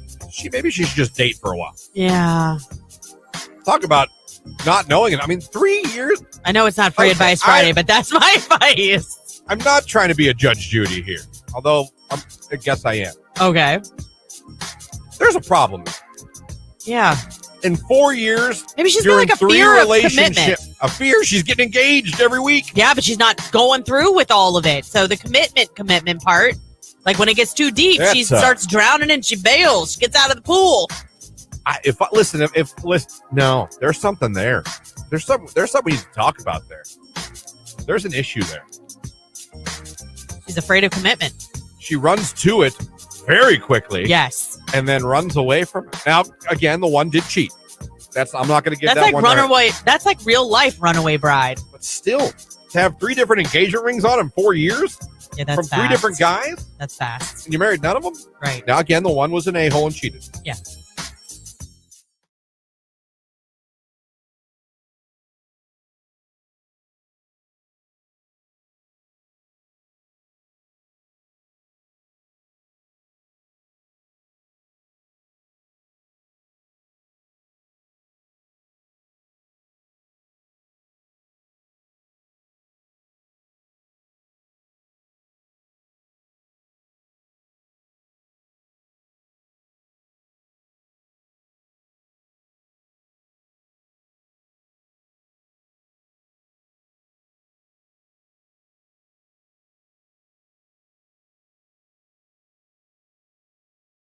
Back here, Students for Sobriety broadcast at Northwest High School here on Q92. It's a morning show with Christian and Lauren here. Thanks for having us on. Thanks for streaming us at Q92radio.com. Thanks for watching on Facebook, on YouTube, and on Twitter. And now we're speaking with the Spanish Club here. We at are. Northwest High School. We're joined by 2 students. We're going to talk to Callie first. That's how you pronounce it, right? Yep. Okay. Good morning, Callie. Thank you so much for joining us. And can you tell us a little bit about the Spanish Club here at Northwest High School? Yeah, so there's a Spanish club, and then this is through the Spanish classes that Mrs. Brady has. There's like 9 kids from Northwest going, Okay. and 30 from Dalton, and then there's one Wow. other school. Okay. And that's the Costa Rica trip, right? Yes. Okay. Yes. So are you one of those 9 students? I here? am. Okay. How lucky are you? When is that trip? It is June 14th to June 23rd. It's exactly 40 days away. Wow. You're not counting or because you're excited or Maybe a anything. little. Okay. Fair enough. I would be excited too. So how many years have you been a part of the Spanish Club here? I've been in Spanish since 8th grade, so Oh, wow. 3 years. Oh, wow. Okay. So are you excited to be able to go and apply what you have learned Mhm. in Costa Rica? I can only imagine. I was gonna say, how confident are you Yeah. that you could hold that you could go down there in the real deal and hold some conversation? We'll see. She might end up with something that fair she enough. did not actually order Yeah, for dinner. That's not what I wanted. That is not what I wanted at all. That's great. And that's great that the Spanish Club gives you an opportunity like that to go somewhere like that and experience a different culture and experience. That's really cool that they could do that here at Northwest. Mm-hmm. Yeah, absolutely. So we're going to talk to Audrey really quick too, so she can give us a little bit of information about herself. Audrey is also a member of the Spanish Club here at Northwest High School. And how many years have you been a part of the Spanish Club? I've actually also been a part of it for 3 years with Callie. Okay, so 8th grade. I'm taking it you guys are close friends. Yeah. Are you also going to Costa Rica? Yeah. Okay. How confident are you that you're going to be able to apply what you've learned here at Northwest? I'm really hoping I can a lot. I'm really excited for it, just Yeah. getting involved with the culture and stuff like that. Do you plan on continuing Spanish into college? Next year I'm taking a break, but I might go back to it. I'm not Okay. really sure right now. Okay, that's fair enough. So what's your favorite part about the Spanish Club here? We know the Costa Rica trip. Okay. The Costa that- Rica trip's That's exciting. reason Right, enough to sign up outside right of there. that. Honestly, I just think it's a really enjoyable community of people that want to get to know other cultures, want to get to know other things in their life and stuff like that, like outside of just our little bubble. Sure. No, that's I think it's that's very amazing. smart. Yeah, absolutely. Did you take Spanish? Spanish and French? I did both. I failed French. I did both. Didn't take Spanish, but I'm pretty good at German. Oh, that Yeah. sounds exciting. That was my niche. German, huh? Yeah. All right. Ich liebe Christian. Listen, you're supposed to yell it. Everything No. in German, you yell. Yeah, it sounds angry. Yeah, you have to sound angry. Why are There's German? no calm Germans. What? That's not true. That's not true. You're right. That's a broad brush. Yes, it is. But Spanish Club, no, I think it's very important. There's so many different languages are spoken in this country now, and Yeah. to have more ways to communicate, I really think that foreign languages are more important now, and I think people need to do that because it can help you when you travel the world, when you go around the world. Yeah. Because, like you mentioned, bubbles. You're right. Sometimes we're in our bubble, and when you have the ability to communicate with people from different cultures and different languages, and you knock down those barriers, and it just makes you a more rounded person, I feel. Right. Yeah. So it's really cool that you guys are in this club, and I think it has big benefits for you, not just in school, not just for a great trip, but I think for when you leave Northwest as well. Something tells me that you guys are smart enough that you're not going to have any problems. I think it's going to be a blast in Costa Rica and that you'll Thank be able to you. communicate. So we wish you luck, and we hope you guys have a fabulous trip. Thank you. Yeah, thank you so much for joining us this morning. It's the 2023 Students for Sobriety broadcast here at Northwest High School. It's Christian and Lauren in the morning here on Q92.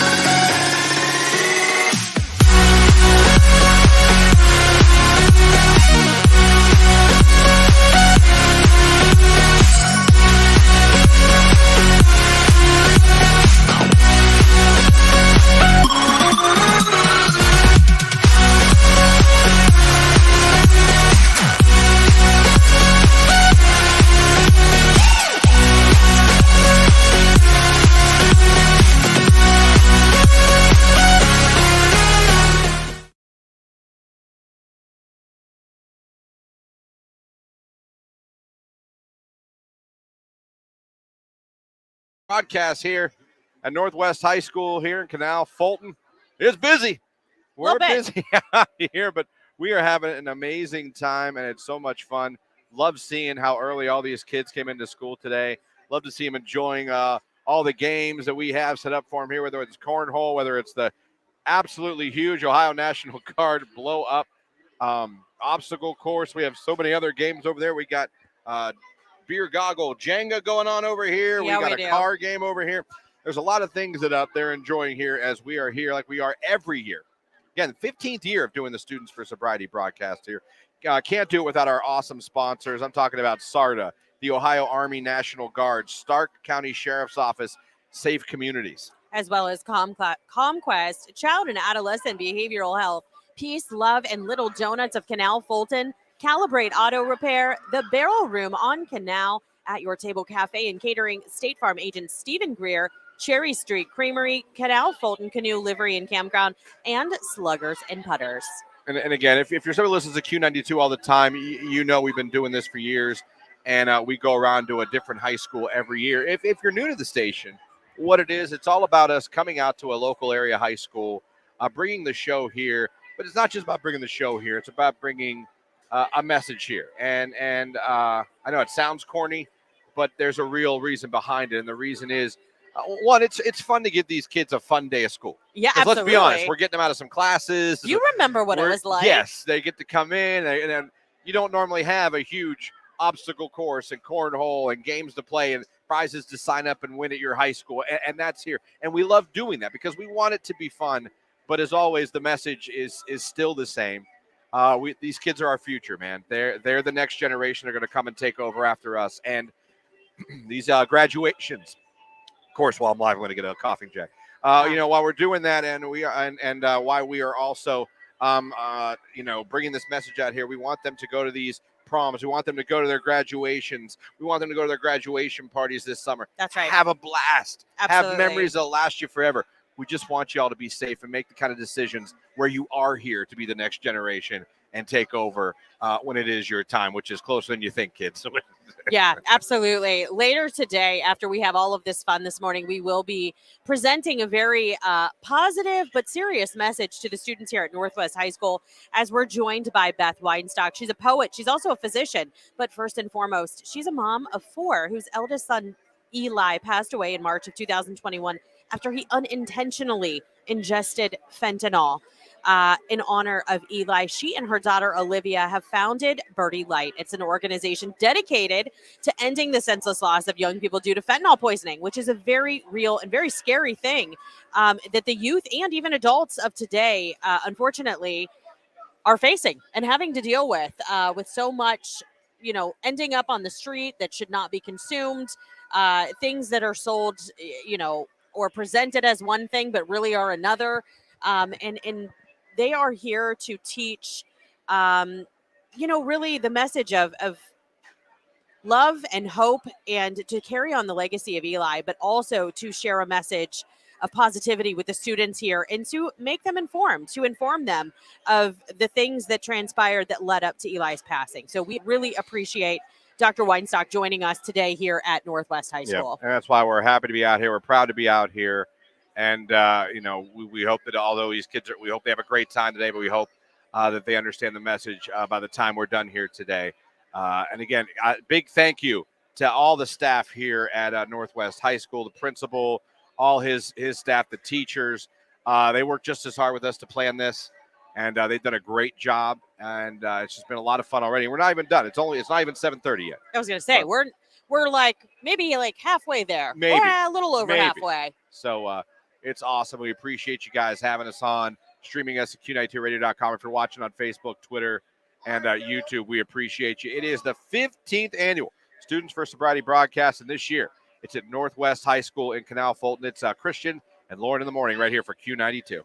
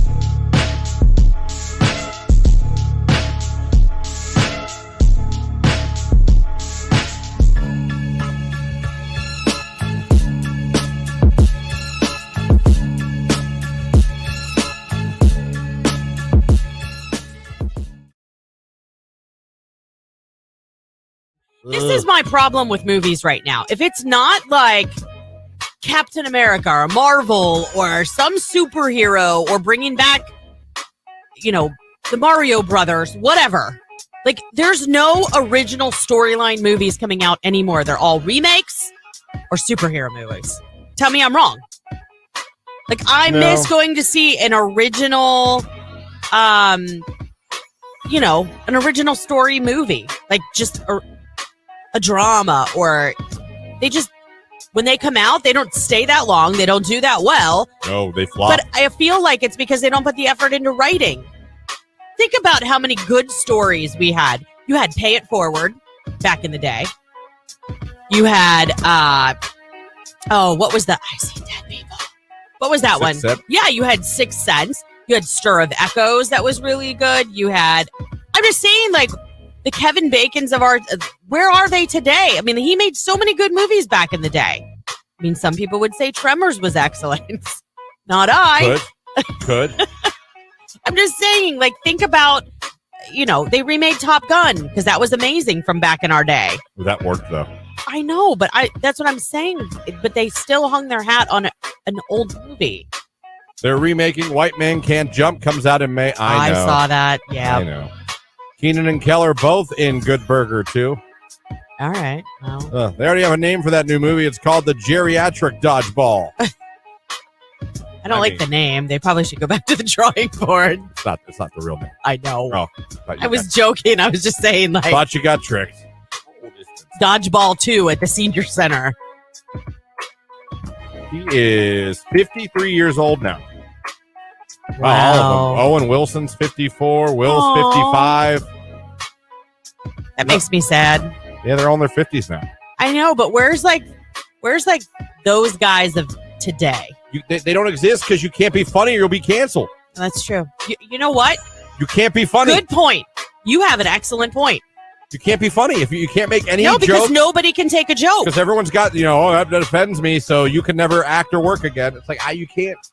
No, that's true. No, writers don't have the balls to write them anymore. Yeah. Movie companies don't have the balls to, and I'm not even necessarily blaming them, because is it worth the drama?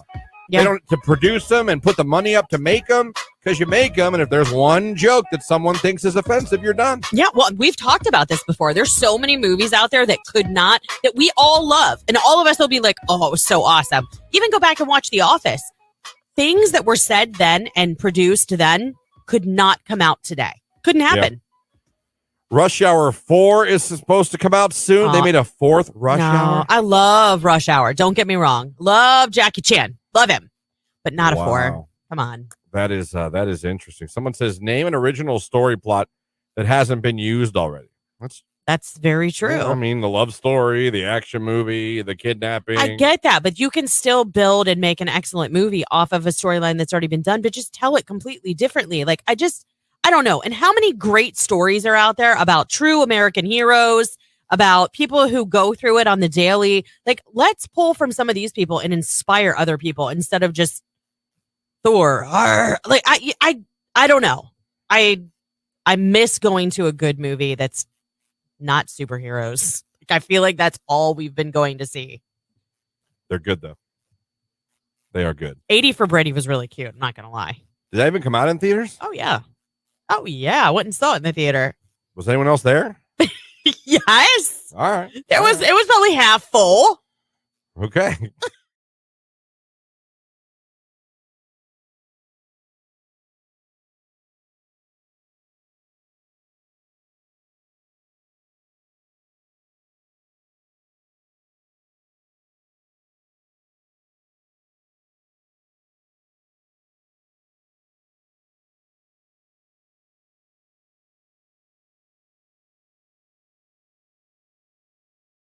I'm just excited to sleep in.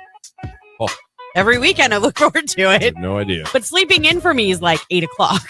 7:30, 8 o'clock. I told you. I get up at 4:20 every day. On a Saturday or Sunday, I can sleep until 10 or 11 like it's nothing. I couldn't do it. My body's like wired that way. I'm good. I'm like... To be fair, though, I know you get in bed early, but you usually don't fall asleep till later than I. I'm usually in bed asleep by 10:30. With the baby, though, now, I can literally be... I've never been able to do this in my life. I mean, in my life, I can fall asleep now in 5 minutes. Well, yeah, because you're exhausted. In 5 minutes. I lay down. There's no more like tossing, turning, putting on a movie, watch the movie, look at I'm like, You get in bed and the you're out. second, I didn't make it to the end of the draft. Oh, wow. The draft, and I've never in my life, I'm that big of a sports fanatic. Yeah. Now, had the Bears been picking late, I would have been up. But the Bears had picked at 9, so they were 10 or whatever we picked. We're fine. But I was in bed, fell asleep for the end of it, didn't wake up till the baby woke me up. I can now literally fall asleep in 5 minutes, and I'm the kind of person that would get in bed, and it would probably be an hour before I fell asleep every day, no matter what. I have this really bad habit of getting in bed and like I'll turn on what I want to watch on Pluto. Because I love Pluto. That's like my guilty pleasure. I love all the old shows that are on Pluto.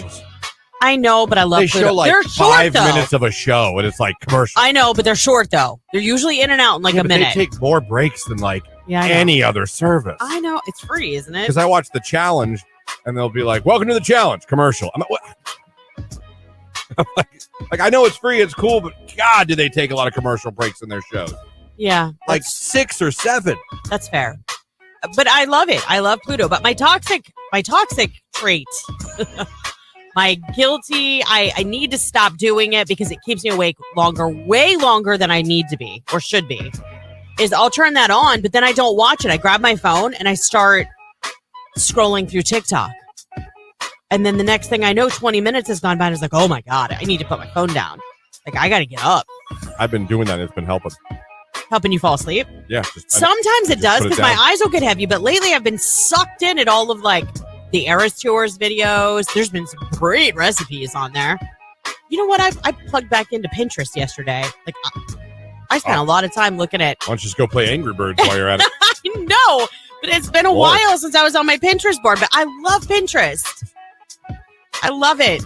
Was Candy Crush played too? I forgot how much I missed it. By the way, Candy Crush was a great game. Oh my God, I loved it. Divine. It was a great. That's usually how you usually say it. Sugar Crush. There you go. Divine. I'd still play it.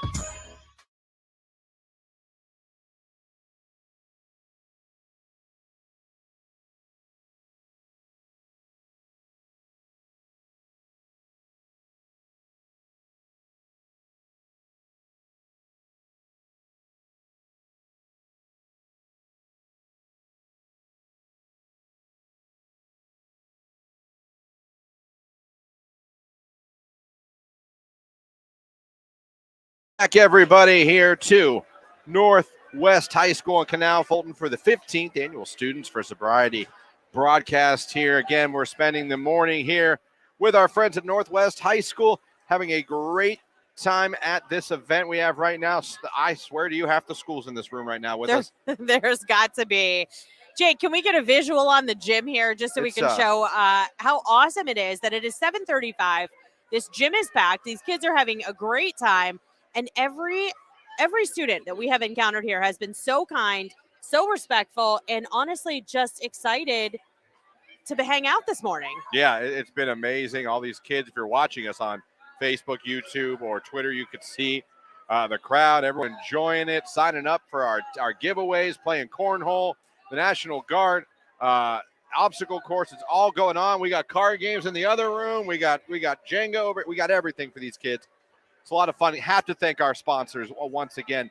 Again, without these partners, we could not bring this event to a high school every year. And we're at Northwest this year because of these great businesses. SARTA, the Ohio Army National Guard, Stark County Sheriff's Office, Safe Communities. Yeah, as well as CommQuest, Child and Adolescent Behavioral Health, Peace, Love, and Little Donuts from Canal Fulton, which, by the way, thank you so much for the coffee this morning. They have a little donut bar set over there. The kids are making their own donuts. It's very, very cool. It's very unique. Very cool. Yeah. As well as Kalibrate Auto Repair, the Barrel Room on Canal, At Your Table Cafe and Catering, and State Farm agent Stephen Greer, Cherry Street Creamery, Canal Fulton Canoe Livery and Campground, as well as Sluggers and Putters. So we have a lot of fun things here. Like I said, all these games and stuff we've been doing this morning for the kids. We have a speaker coming up in the 9 o'clock hour that we're going to be broadcasting on Facebook Live. If you'd like to hear the message, and it's going to be going on a little bit after 9, maybe 9:15. Yeah, it'll be around then. Around then, that's going to be speaking to these kids, and she has a strong message. Yeah, she does. Beth Weinstock, MD, she's a poet, she's a physician. Her husband is also a physician, and they have four. She's a mom of 4 children. Her son Eli died tragically in March of 2021 from an unintentional ingestion of fentanyl. So she is coming to share her message. She and her daughter have gone to carry the torch in Eli's memory and founded Birdie Lights, an organization dedicated to ending senseless loss of young people due to fentanyl poisoning, which is unfortunately something that we need to educate our kids about, something that we need to make them very aware of. And I know that Beth will do an outstanding job talking to the students here at Northwest High School later today. And one of the cool things that when we come to these schools every year and we broadcast live, we showcase the schools. We showcase some of the amazing clubs and groups that they have here at the high schools that we go to. And Northwest has been no different. We've heard a performance from the band. We've talked to the Spanish club. We talked to some of the athletes. We've had a great time. And now in every high school has a student council. They do. And this morning we are joined by William Metzger. He's the freshman class secretary. Here he is right here. Good morning. Good morning. How are you? Good. Thanks for joining us. Thank you for having me. Yeah. So tell us a little bit about why you wanted to get involved this year in student council as a freshman. Well, I want to get involved in student council as a freshman because I like to have an insight on what the school does. And I want to put the ideas that I have into the school and see if I can better the school. And it also looks, when I want to go to college, it looks good on that application to college. Indeed. Man, you got it figured out already. He does, man. Yeah. You're right, but no, but all he's jokes got aside, 3 more years and he's done. It does look good on a resume when you're looking to start looking into your higher education and things like that. All right, so let me put you on the spot now that you say things you want to do to help the school. As you sit here as a freshman now, about to finish your first year inside the halls here at Northwest High School, what are some of the things you're like, hey, I think we can make the school better by this? Well, some things that we can make the school better is honoring the people that actually had a bigger impact in the school. So this year, actually, we made a wall of honorable people that has done a lot for the school and the community. So over in our Puffenberger over there, we are going to make plaques for the people that had one of the biggest impacts on here, and it's going to be displayed. And every year, there's going to be 1 or 2 people getting added there, showing all the people that contributed to this community. Okay. I think that's awesome. Representing the past that has made Northwest what it is today and really acknowledging their contributions to the education system here. Yeah. And it's going to come from everybody, the school, the community, the Rotary Club, everybody's going to be involved in it. There's going to be lots of names thrown around. So we hope to have some of the best people in our community beyond that. And it's going to be something that encompasses all aspects of Northwest, like athletics, education, like you said, community. So it's all encompassing. Exactly. Very interesting. Yeah. What made you, what's your favorite part about being a part of student council? That you get to be a part of those decisions or ideas? Yes, and I get to throw in my ideas and see how people respond to them. See, like, oh, that's a good idea, we can do this. Or maybe we can't do that because it's not the right time. To try to get a better knowledge of certain things and how things work in the school. All right, now a fun one but I seriously want the answer to. What is the best item in the cafeteria for lunch at Northwest High School? I personally just pack lunch every day, but I probably think the best thing would have there would maybe be their home style pizza. I've never had it, but I heard a lot of people like it. So the home style pizza. Yes. Every school's got their special thing that they love with their lunch. There's also something that always shows up on the menu that everybody's like, oh my gosh, and they don't want to buy that day. Do you know what that would be? Probably their General Chicken, I guess. Okay. So maybe as part of student council, you can get that one thrown off the menu. Yeah, maybe we could. I can tell you this. I wasn't in student council, but I did join a movement at my high school. And this is back in the 1900s before electricity. We to get the country fried steak back on the school lunch menu. I love country fried steak. And we accomplished that goal. Yeah. We banded together as a school, and we got back country fried steak. So I don't know if there's an item you guys ever want to bring back, but I can tell you, if the students band together, you can make change. That is a good change to bring back. That is a good change. Some people want world peace. Some people, me. Some people want more home style pizza and less General Chicken. Yeah, there you go. Yes, awesome. Great talking with you. Yeah, thank you, William. Thank you for having me. You got the right attitude, and I think you're going places, man. Good luck For to you. sure. Thank you. You too, guys. That's awesome. Student Council checking in with us here at Northwest High School. Again, this is the 15th annual Students for Sobriety broadcast here at Northwest High School. And again, I think a good portion of the school is in this. It keeps getting right like you see a sea of students, and all of a sudden they keep getting closer and closer and fuller and fuller. I mean, we're like capacity here. We're happy to bring the message here to you guys, and we're happy to keep you out of a couple classes for a day. Yes, absolutely. It's the 15th annual Students for Sobriety I keep saying contest like Yeah, we're doing a it's giveaway. broadcast. Broadcast at Northwest High School. It is Christian and Lauren in the morning right here on Q92.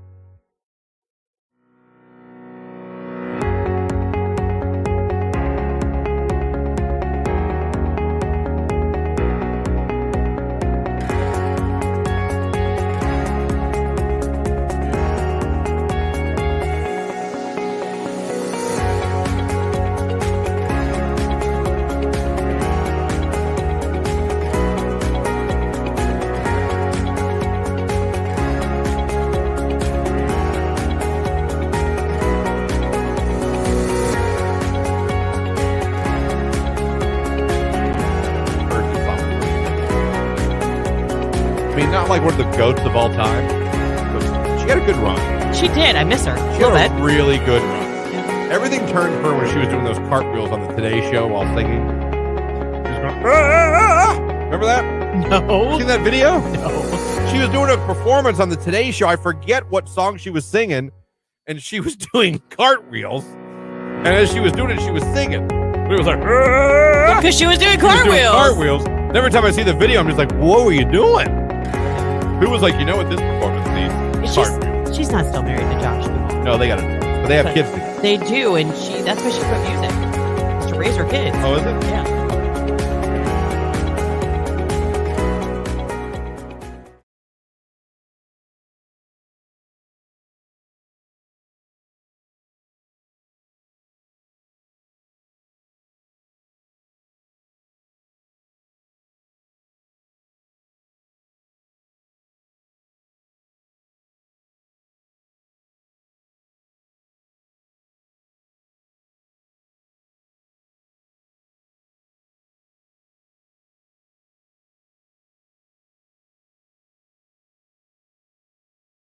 And welcome everybody back here to the 15th annual Students for Sobriety live broadcast here on Q92, streaming live at Q92radio.com. And of course, you can be watching live right now on Q92's Facebook, Twitter, and YouTube page. Appreciate you guys having us on, having a great time here at our Students for Sobriety broadcast. Again, thank you to our sponsors, SARTA, the Ohio Army National Guard, the Stark County Sheriff's Office, Safe Communities.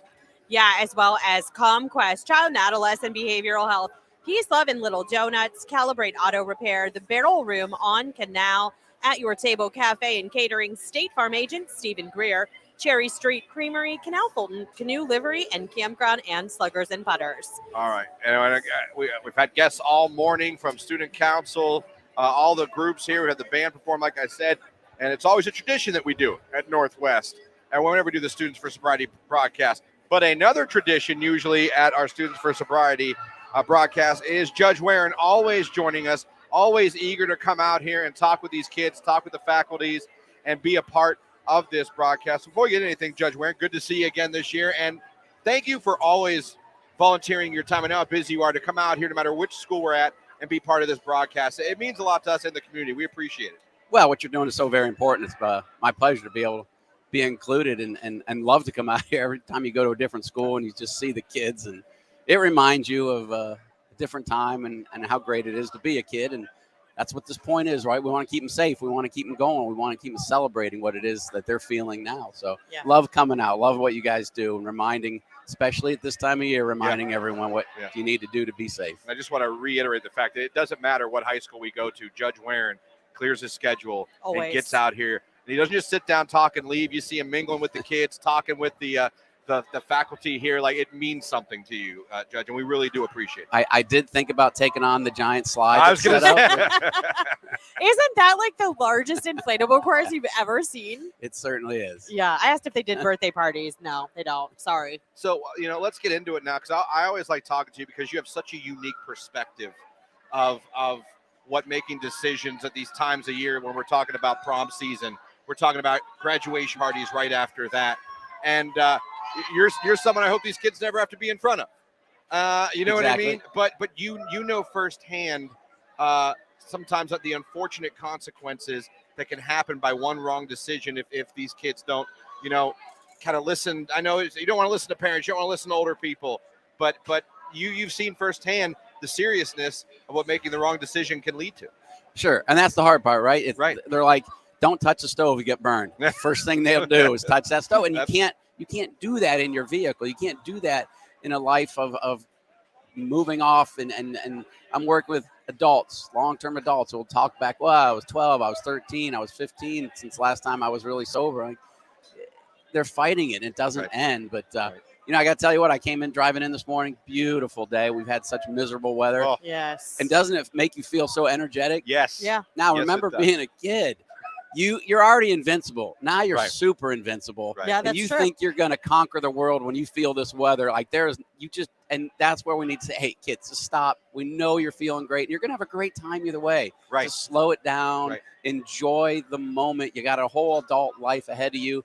You don't need to jump there today. So Yeah, a beautiful day, but that's always what you want to tell the kids. This is your fun time, right? You got to go. You're going to prom. You're doing all these great things. Absolutely. Just make sure you're happy, you're safe, and you remember to enjoy it for you for this time in life.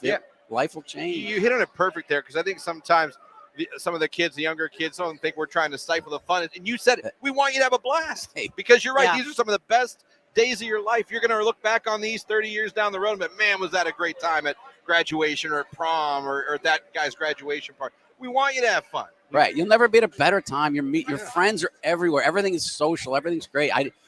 It's hard to be an adult and look back and try and tell a kid, yes, this is reality. This is great fun. You don't understand how great this time is because they don't want to listen. But we just keep reminding them, enjoy, enjoy, enjoy. You don't need to move on. You don't need to try and manage stress. I understand you got stress, and mental health affects everyone, especially when you're young as your brain's maturing. But seek help.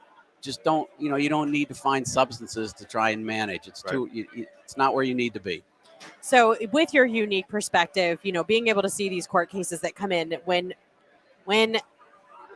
I want to say children, adults, they all come in and sometimes they've made a poor decision and there's a consequence to that.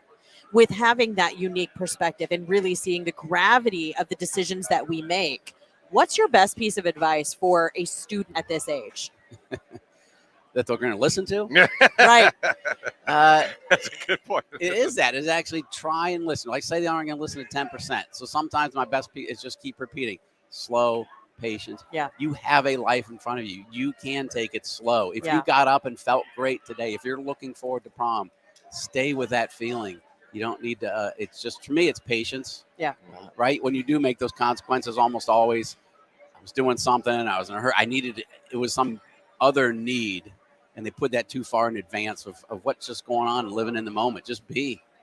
Yeah, and even, That's not great just advice. for kids, but for that goes for adults too, as I'm sure you know. And I always get a little frustrated sometimes when I hear about people making some poor decisions with drinking and driving in particular, especially in an age right now we live in 2023, Judge, where we have Lyft, we have Uber. Right. You know what I mean? Yeah. Like there's so many many options. options to keep you and everyone safe. You know what I mean? Isn't that the truth? I mean, wow. You can call Uber, you can call Lyft. Right. People understand. Listen, your parents actually understand. I know you don't believe that either. You call them because you got in a bad situation. Oh, They're coming. They're going to save you. They're going to keep Absolutely. you safe first. And that's the most important thing. I've said this. I call her my not daughter. My fiance has a daughter. It's our little joke. I'm her not father. She's my not daughter. And I just recently, Judge, had this conversation with her, and I said, I will never be upset with you if you call me at 1 a.m. and tell me, Christian, I can't drive home, or the person I'm with can't drive home. I said, give me that call. Right. yeah. A million 100 times before the knock on the door of a police officer Yep. to tell me something tragic happened. Yeah. I You're will absolutely never be correct. upset for that. Absolutely. And I think so many parents feel the same way. And they'll Right. do the same thing. And Right. listen, you can blame me, right? Lie. I've said that Yeah. exact thing. I've said, make me the bad guy. Yeah. Yeah. I don't care. Have your friends hate me. If 100%. if you are actually thinking and you're stopping, like, do I want to go to this party because I know what's going to happen? You want to say, oh, my parents had to. So what? Yeah. What? Yeah. Make me the Blame bad me. guy. Yeah. Gladly be the bad not father. I will gladly do that. And I do believe a lot of parents there. It's just, again, as a child, as a high schooler, you don't want to reach out that way. Right. Right. Like Right. you don't want to break the moment. It's what happens. It's what's peer pressure. So we just kind of keep reinforcing that message. Yeah. There's a lot of alternatives. Well, Judge Warren, it's always interesting to talk to you. Like I said, and Yes. like Lauren said, you have such a unique, true perspective. You've seen this. You've seen the good. You've seen the bad, unfortunately. And again, I can't read it enough. This man comes down here every year, freezes calendar. Doesn't matter what high school we're at. And he doesn't just come, like I say, sit down and leave. He mingles, talks to kids, talks to the parents. Yep. He's the real deal, and we appreciate you because you really make this broadcast what it is every year, Judge Warren. Well, thank you. I appreciate everything you're doing. Like I said, it's so much fun to see these It kids is. like this. And Yeah. you see some of those tragedies and you just want to grab me, like, just stay as you Yeah. are Right. and enjoy. And if you Yeah. watch on That's video, how well dressed is he this morning? He's a Oh, very, man, very he sharp is. dressed gentleman. Woo, woo, woo. Looking good, Yeah, Judge he Warren. is. because I'm going to go cover it up with a robe. It's the 15th annual Students for Sobriety broadcast here at Northwest High School, right here on Q92. You guys are all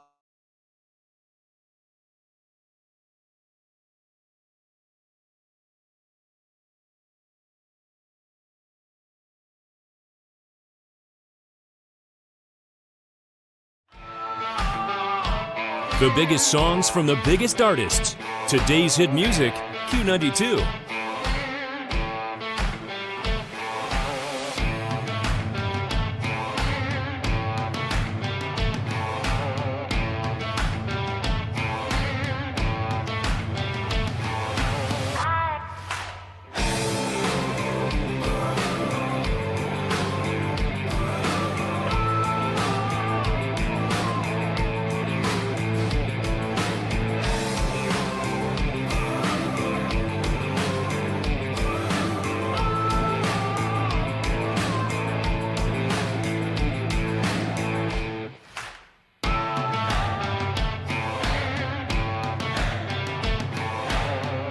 We are Q92.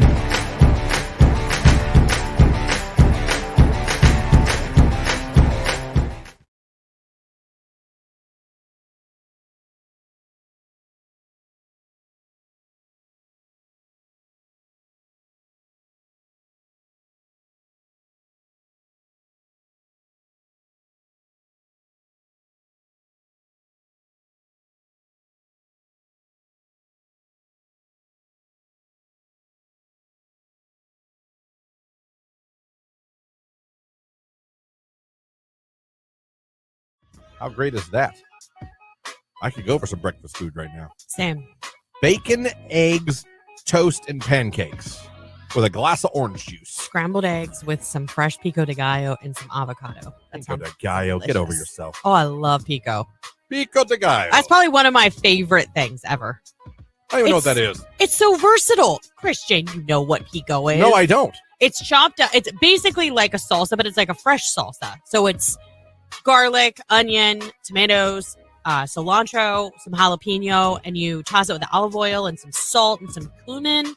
So good. Just awful. No, you can eat it on chippies. You can have it on your eggies. And it would be gross either way. You might as well pee on your plate. Oh, stop. That is awful. I could give you maybe for chips, but for breakfast? Oh, gosh. It's so... Haven't you ever had salsa? I don't like salsa. Of course you don't. Salsa's I'm surprised, trash. though, a little bit, because it's kind of like, it's like a ketchup-y base. No, Kind I of. only eat tortilla chips solo with nothing on them. That's my daughter. Just salt them, please. And if she does, she like literally dips it in the salsa, so it's got like the slightest coating of salsa on it, but she doesn't actually like take salsa on her chip. The slightest is too much. Just give me a handful of Tostitos. Oh no, Mexicans it's my favorite. And I Pico, don't like those guacamole. scoops. The scoops don't taste as good as the normal Tostitos. I would go with that, except for when you're eating pico, because then it's like a little bowl for your pico. Follow me with this. Do you like white cheese dip? Like Mexican cheese? No, I don't like cheese. Oh, that's right. Gosh, Christian. I'm not going to eat anything with cheese. I Unless it's guess mac and cheese. I never remember your cheese affliction because to me, it's like I've never met anybody who doesn't eat cheese. Unless they were like totally lactose intolerant, make them violently ill. That's all. I only grilled cheese, but has to be yellow cheese only. Yes. You'll eat Kraft macaroni and cheese, Kraft right? macaroni and cheese and Velveeta shells and cheese? Yes. Yeah. Okay. You put cheese on my pasta, I won't touch it. Put cheese on my burger, I won't eat it. I will not eat cheese by itself. I don't like cheese on anything except grilled cheese. The best grilled cheese, Panera Bread. It's fantabulous. I like Paneras. I also like Rockneys. You would like Rockneys. It's on Texas toast. So it's thick, like the Panera one with lots of cheese inside. Gotcha. Rockneys has a mean grilled cheese. Gotcha.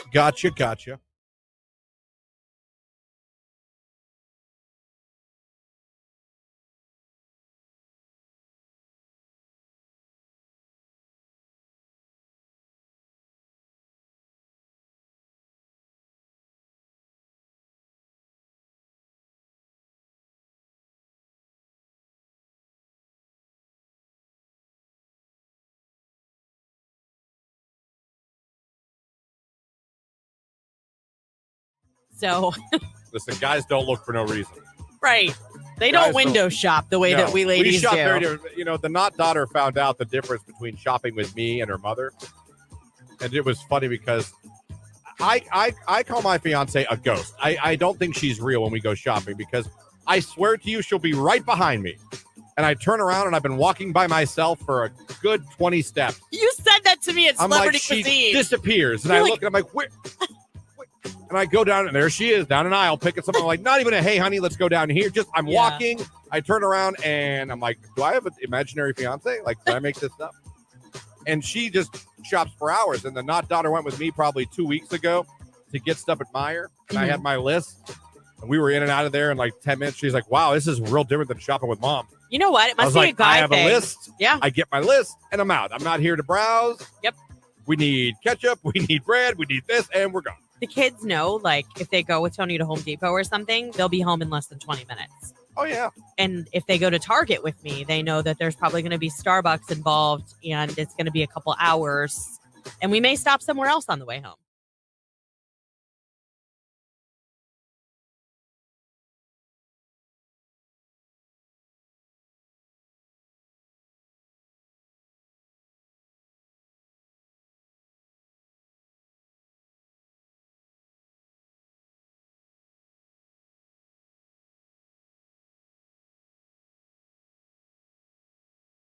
O'clock hour for the 15th annual Students for Sobriety broadcast here. Christian and Lauren live here at Northwest High School in Canal, Fulton. Enjoying a great morning here with everyone at Northwest. What a great time it has been trying to send our message here of good decisions and having a safe prom and graduation party seasons. So many great guests we've already talked to. Thank you to Judd Laren who joined us at the end of the last hour. Got to thank our sponsors. Again, without these awesome businesses working with us, we couldn't bring these broadcasts to you every year at an area high school.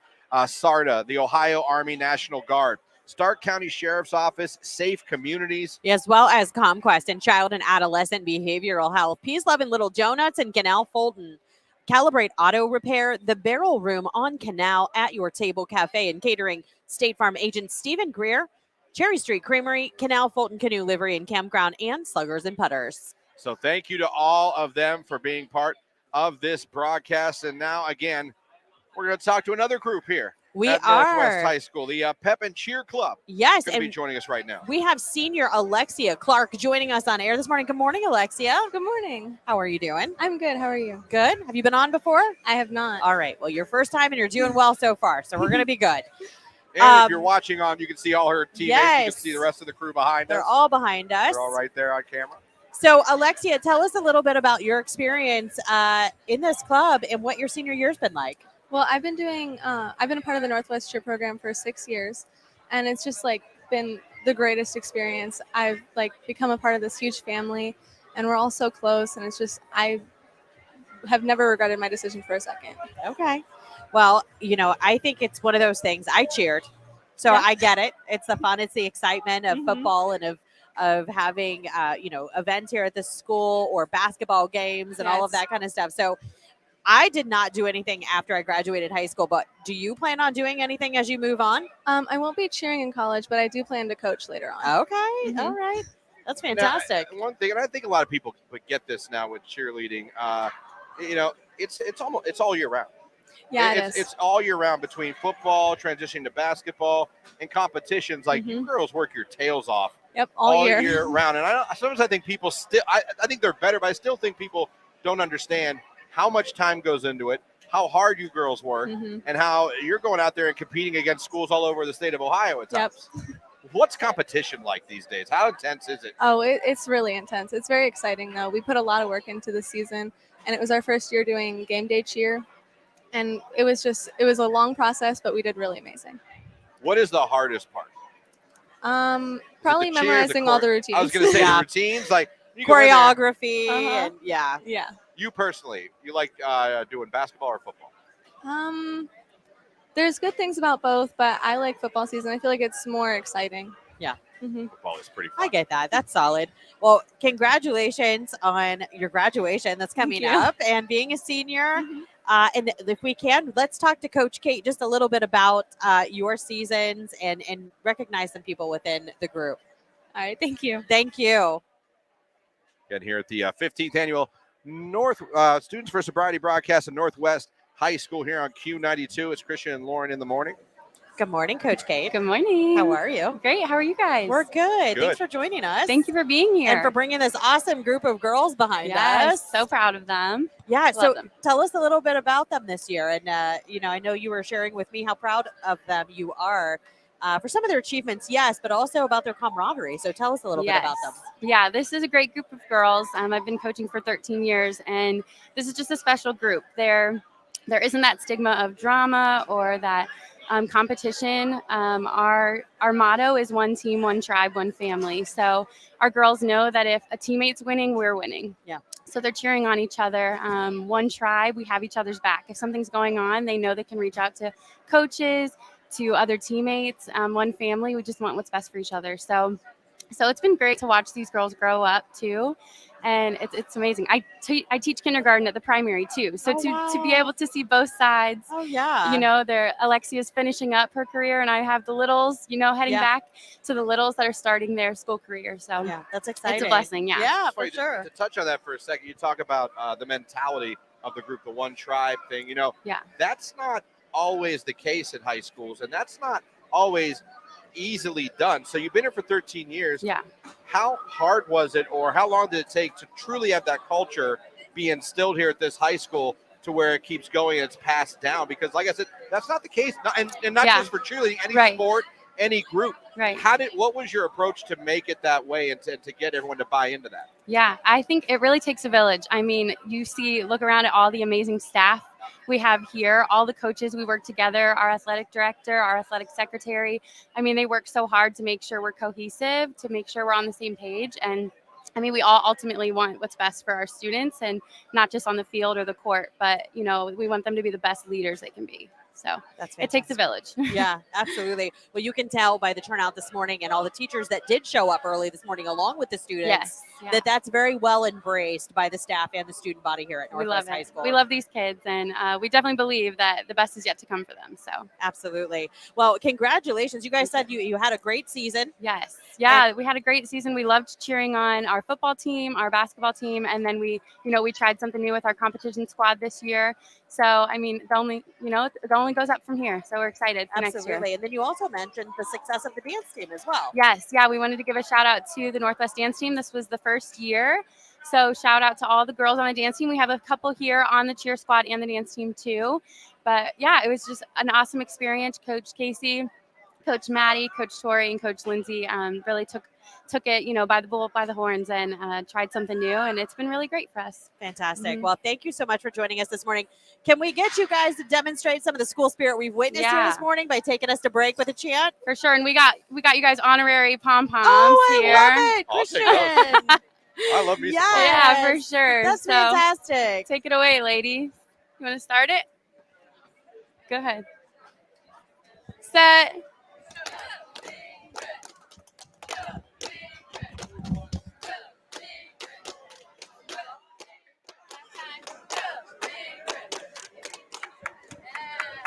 That's the Students for Sobriety broadcast here at Northwest High School on today's Hit Music Q92.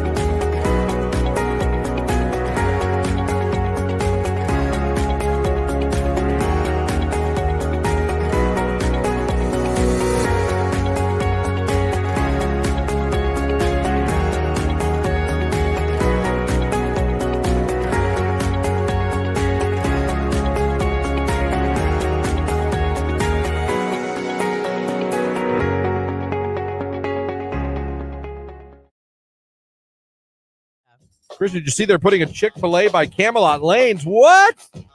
That's way closer to where I live. You know what? No, I did not. That's good for you, but you know what's bad for me? Like, I saw it last night. It made me so sad. Coach's Burger Bar closed, like, permanently. Saw that. I mean, they had the best fries. I don't think I've ever been to a Coach's. Oh, Christian, you missed out. It was good. Wasn't that place something before it was Coach's? Fox and Hound. I've been there. Yeah. I was there when it was the Fox and the Hound. Shoot Fox some and pool. Hound or Fox and the Hound? I don't know. So, Did you shoot pool? No, I think I went there for work. I think we all, it was like when I first started, I think we all went there after an event. Oh. Hung out for a little bit. That sounds like fun. It was all right. I know you love get-togethers. I sure do. Longer out in public, the better. But yeah. No, it was all right. I had no issue with it. I've had worse times, I can tell you that. But ooh, somebody on Facebook said there's still a Coach's in Salem, so I still have hope. They have the best cheeseburger salad. Head over to Salem. They got a nice Italian restaurant in Salem. Can't think of the name of it, but it's a really good. You say this every time, and really every time good. someone comes to our rescue on the text line. Really good Italian food. Really good cavatelli or spaghetti dinner. Nice garlic bread they give you. Very well done. I forget what it's called. Enzo's? Yeah, I think that's what they've said before. Anyway, they have that going on for you guys. Mm-hmm. Hope y'all had a good day yesterday. Hope your Monday was good. This is the last absolutely horrid weather day of the week. I'm not saying tomorrow's great, but it's not. Today is just stupid. It's really It was dumb. wet snowing on my way here. Yeah, I'm kind of glad my son has the basketball tournament tonight, so it's not like we're missing out on good weather. See what I'm saying? Ezio's. That's Ezio's. That's what it is. Yeah, somebody just, yep. Looking for a good Thank you. Italian spot in Salem. Ezio's. You're welcome.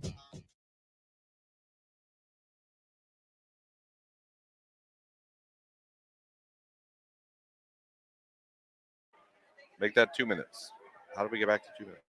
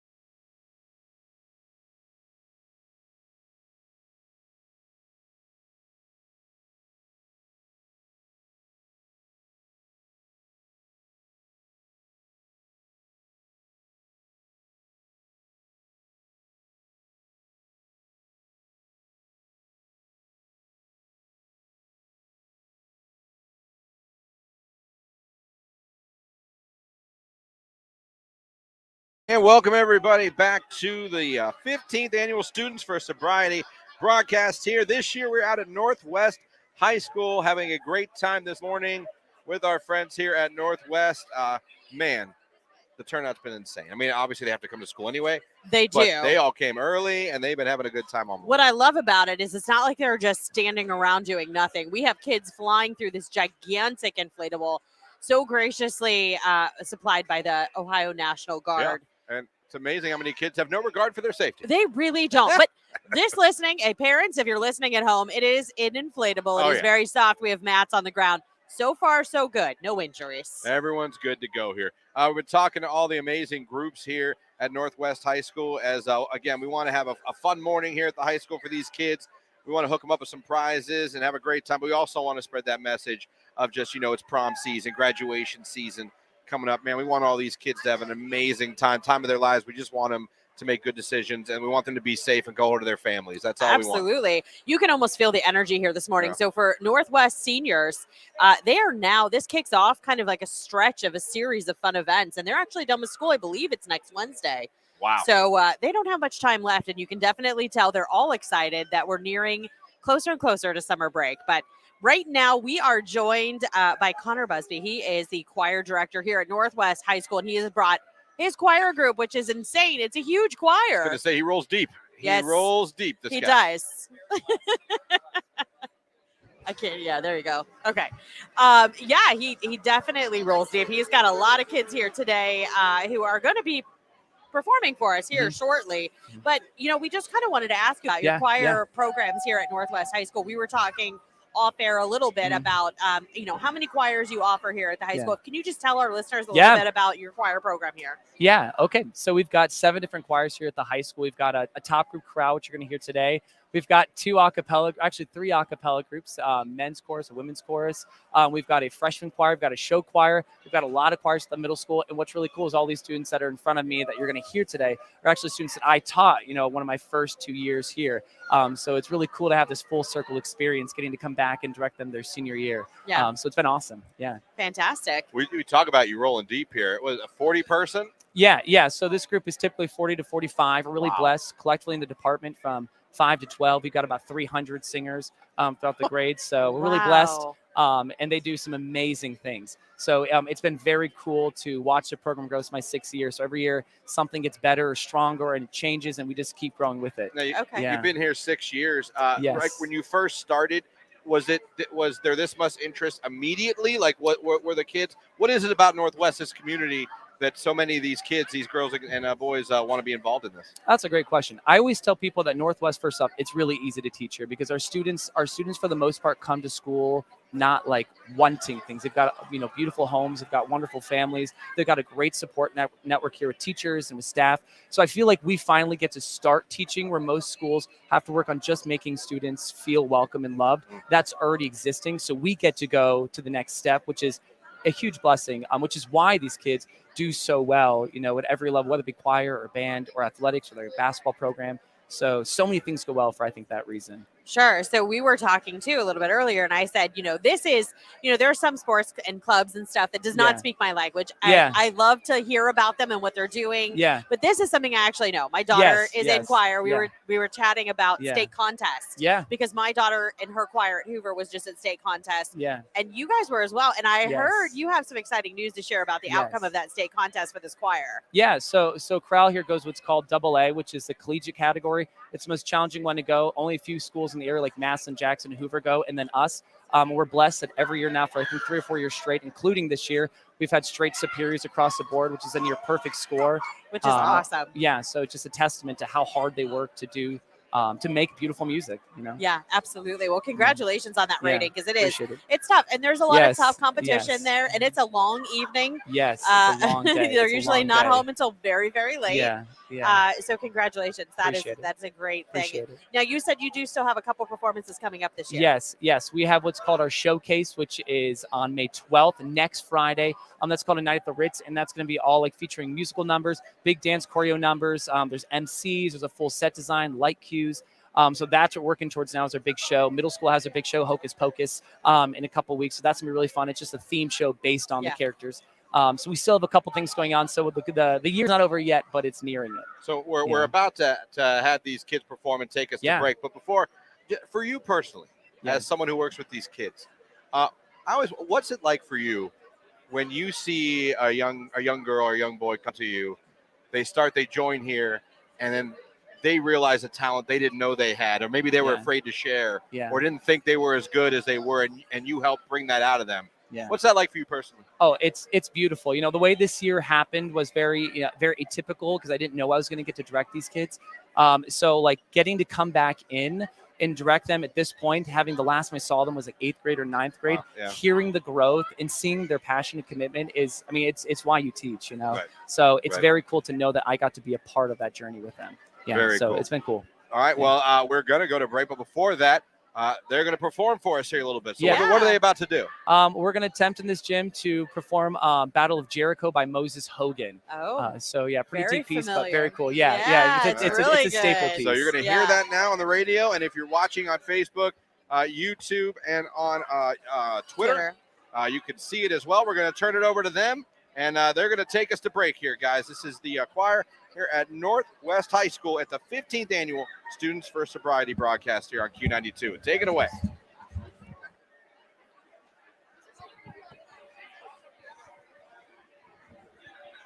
As they're about set here. Yes. They're just getting ready. All right, here we go. This is such a great piece, Battle of Jericho is, just so you know. Prepare yourself.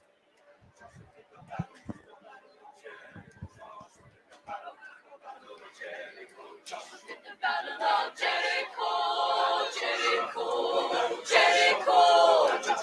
The battle of Jericho, and the walls come tumbling down. The battle of Jericho, Joshua did the battle of Jericho. Joshua did the battle of Jericho, Jericho, Jericho.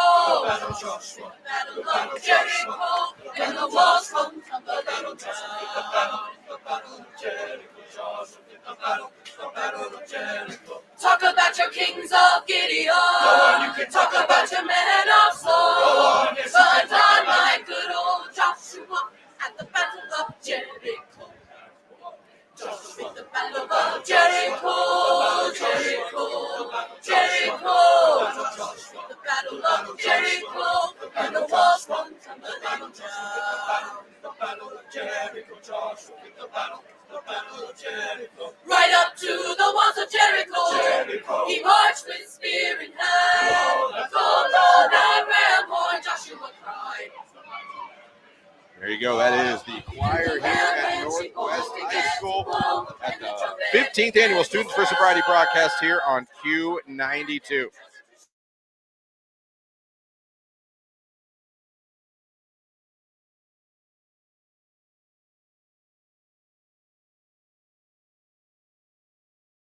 Because everybody thinks they're a genius because they put Italian dressing on meat and grilled it. I made dinner. Everyone does it. It's Oh, grilled chicken do you marinated taste in that? Italian. Guess what I cooked it in? Italian. That's Shocking. funny because it's true. Everyone does that. They think they've like recreated the wheel. Yeah. Problem is, you guys don't realize you put too much. It makes the steak or whatever bitter. I don't know about that. Lightly, you're supposed to lightly. Same thing with beer can chicken. Don't put the full beer can in there of all its beer. Oh, yeah. To where all you taste is beer. No, that's really only for what? Like the steaming effect, to like cook it from the inside out to make it super You tender. gotta pour some of that beer out. Oh, yeah. We only leave like maybe 1.5 inches, 2 inches in the can. Yeah. You drink it first, and then you use it. That's how it. But not a sip. I have gone down the Morgan Wallen rabbit hole this morning. Now, I didn't even know this happened, so I'm not even going to pretend like I followed this over the weekend. I did not. But apparently my man was in Oxford, Mississippi. Yeah. Ole Miss. He was doing 2 shows and 2 nights, I believe. Yes. The second night, he canceled said show. Now, that's happened before. I asked Lauren, I've never been to a concert and end up being canceled. I'm lucky it's never happened to me. I don't know if you've ever went to a concert actually end up being canceled. I don't know if it was due to weather or the artist couldn't perform. Every once in a while, it happens. It does. It absolutely happens. So it's not and like most of the time, people are understanding about it. Now, I'm on Twitter. Now, and I'll grant you, Twitter is a cesspool. It is. Of the worst humans in the world. It is. It's true. So let's take that into consideration. But it seems like what a lot of people are mad at Morgan Wallen about, because Twitter is upset, is not necessarily that he canceled the show. It's when he canceled it's it. the fact that when. Apparently, he canceled the show very close to the beginning of the show, like minutes, like the opening acts played. Yes. And the excuse was he lost his voice and could not perform. Fans are of the assumption that he probably knew that earlier. Yeah. He probably wasn't walking to the stage and all of a sudden, hey guys, it's going to be a great show. That probably didn't happen. Oh my God. That probably didn't happen. People don't think that happened. Okay? So people are thinking he knew this and allowed the opening acts to play. Yeah. Allowed 80,000 people, yes, that's how many people were there, to go into the stadium, buy beer, buy his merch, get as much money. The optics is he allowed himself to make the money. most amount of money as he could before Without announcing that he wasn't going to perform, instead of doing that earlier in the day or even before the opening acts went on. Correct. The opening acts played. Yeah. Everyone was there. The opening acts were finished. You were just waiting for Morgan Wallen to come on stage. Right. There's a big old message came up on the Jumbotron there saying he lost his voice. Not there. There are rumors, unproven rumors. Let me say that clearly. Yeah. Unproven, unsubstantiated. But Twitter, they're like little private investigators, that he got poop faced the night before. Some people are saying he had to get his stomach pumped. Oh. It's Twitter. I know. don't know what's true. Well, It let could me put very it this well. way. None of that could be true. None of it could be true. None of that's been proven. The only thing that's true is that he did cancel the show minutes before it started. The opening acts did play, and it was not canceled till literally moments before he was supposed to go on stage, with the reason given he lost his voice. That's the only thing we know that's true. Everything else, we're kind of using the internet, and we all know how truthful the internet can be. Oh my gosh. Okay, so speaking of, my son's playing basketball right now.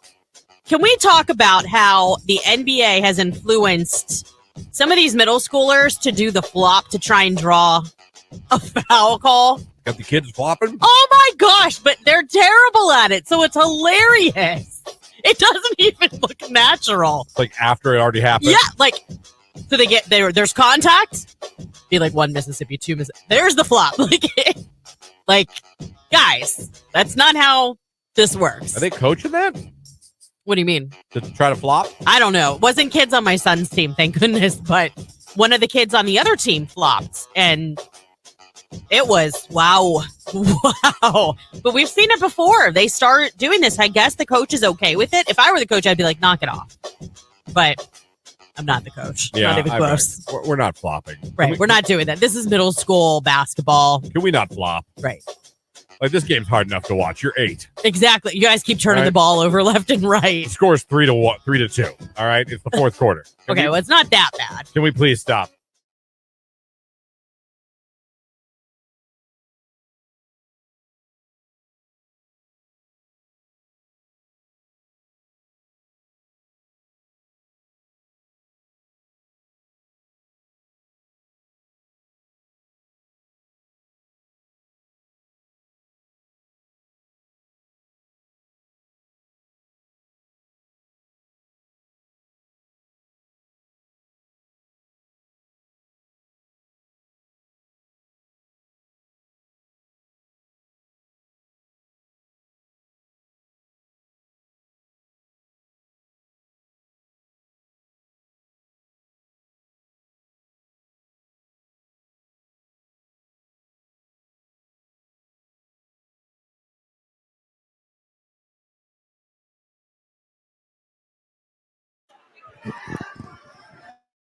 Back, everybody, here to the 15th Annual Students for Sobriety live broadcast from Northwest High School. Christian and Lauren here at the Q92 Morning Show, having a great time. Real quick, thank you to our sponsors. Been with us all morning long.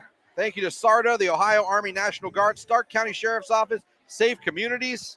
Yeah, as well as CommQuest, Child and Adolescent Behavioral Health, Peace, Love, and Little Donuts of Canal, Fulton, Kalibrate Auto Repair, The Barrel Room on Canal, At Your Table Cafe and Catering, State Farm Agent Stephen Greer, Cherry Street Creamery, Canal, Fulton, Canoe, Livery, and Campground, and Sluggers and Putters. You know, we're out here at Northwest High School this morning having an amazing time, but everyone knows the elementary school gets you ready for the high school. And Northwest, no different with Stinson Elementary. Yeah, our next guests are a little shorter than the ones that we had on earlier. But nonetheless, they are here to talk about some big things happening at their school. And so we are joined, what's your name? Katie Barnett. Katie Barnett, you're a student at Stinson Elementary. What grade are you in? 5th grade. 5th grade, okay. And we were talking a little bit before we went on air about something very special, an event that happened last night at your elementary school. It's a STEAM event, correct? Uh-huh. Can you tell us a little bit about it? It's like about an art show for Okay. my mom's art teacher, and she put up all the paintings and all the stuff to put them on the walls. And then there's like a bounce house there, and there is a Kona ice truck, and just a whole bunch of artwork. So it's really a night to showcase all the work that you guys have done. Yeah. Artistically. Yeah. And it was a family fun night. I can't say that I would hate looking at art, having some Kona ice. I would say that it was a pretty good time. Am I right? Yeah. Okay. Well, that is one of the amazing things that you love about Stinson is that program. And I'm sure your mom, you said she's the art teacher. Yeah. She'd be so proud of you because you've done such a beautiful job on the radio with us this morning. We're going to hear from from our next guest, who's also a student over at Stinson Elementary. Good morning. Good morning. What's your name? Claire. Claire. So you were talking and telling me a little bit about how you love Stinson Elementary, but there's a big reason why. You want to tell everybody? Because how kind and nice the teachers are. Oh, okay.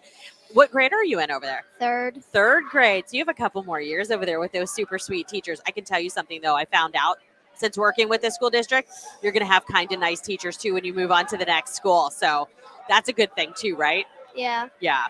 So, and then you also have another friend here from Stinson Elementary. If you want to pass the headset to him so we can hear from him. And what's your name? My name's Xavier Roselle. Xavier. Okay. And there is a certain club that you want to tell us about, right? Yeah, it's Count on Me Crew. It's kind of like our student council. We do like meets every Tuesday at lunch and recess, and we just talk about stuff at school. And we started school recycling again. Okay, so it's about making changes in the school or things that you want to do as a school that you talk about? Yeah, Okay. and in our community. Okay, what's one thing that you wanted to change or be a part of as a part of that club? Bring back school recycling because we go through so many papers at our school. Okay, that's an awesome initiative. And you're so young, you're going to be lucky to have you on the student council here at the high school when it's your turn. Well, congratulations to all of you guys. Did a wonderful job representing your elementary school this morning on air with us. And we thank you for joining us. Thank you. All right. All right, there you go. It's the 15th annual Students for Sobriety broadcast here at Northwest High School. More guests coming up right here on Q92.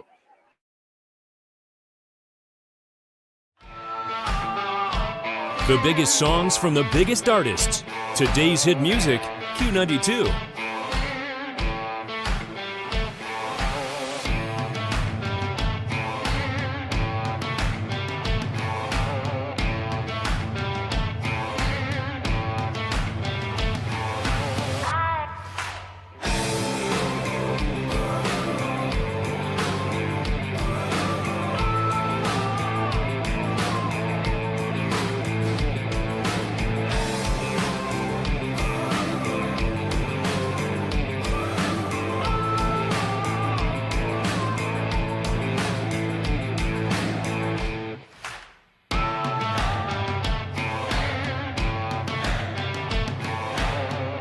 We are Q92.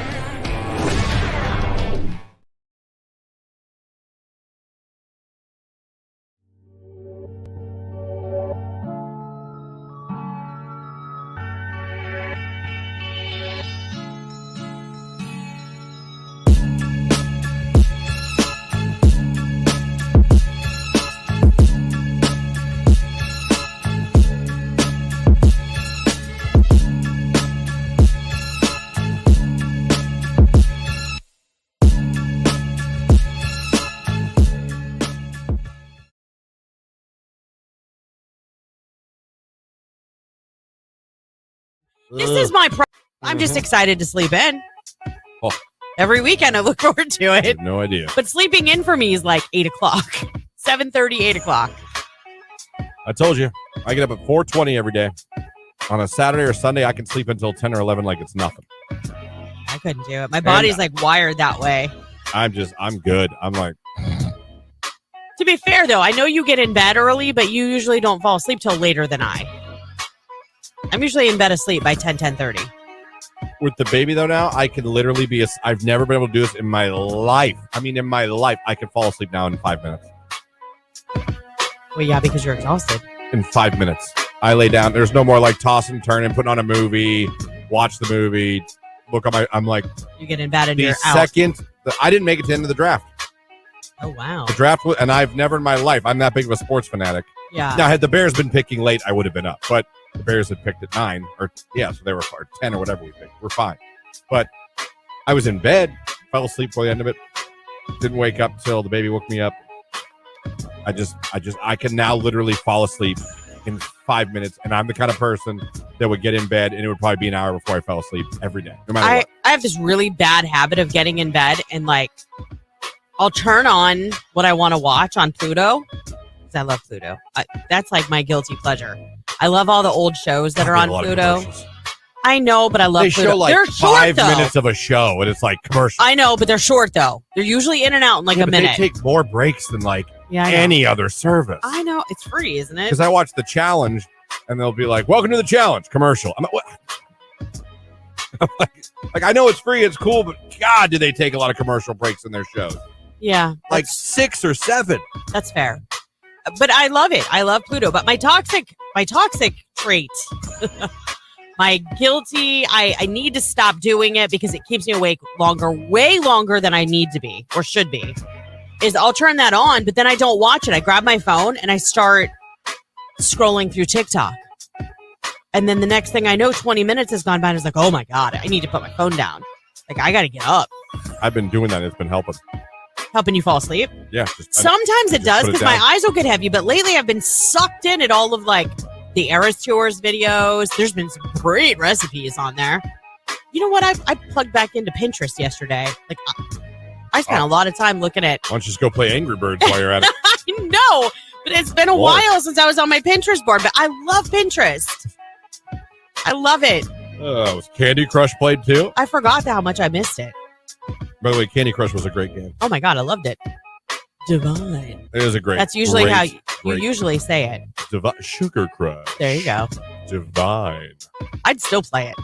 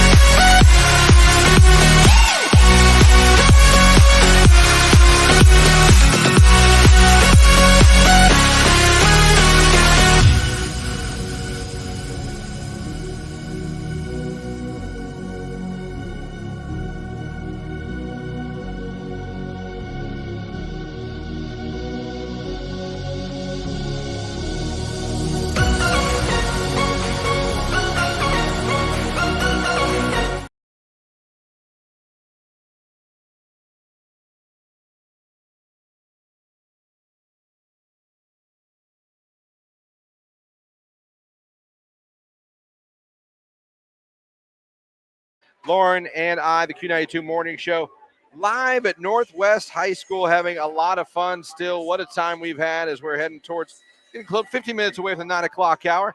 Right now, again, the interviews continue with all the great people here in the Northwest community right now. Lauren, we're going to be talking with some friends from the Northwest primary. You know what? My guests keep getting a little shorter and a little shorter. It's like Benjamin Buttons over here. But I'll tell you what, they are so cute. These are students from Northwest Primary School. And we're going to talk to my friend Noah first.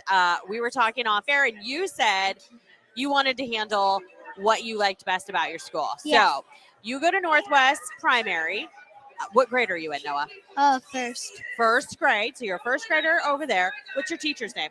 Miss Vargas. Okay, so you're in Miss Vargas class. What do you like best about being in first grade at Northwest?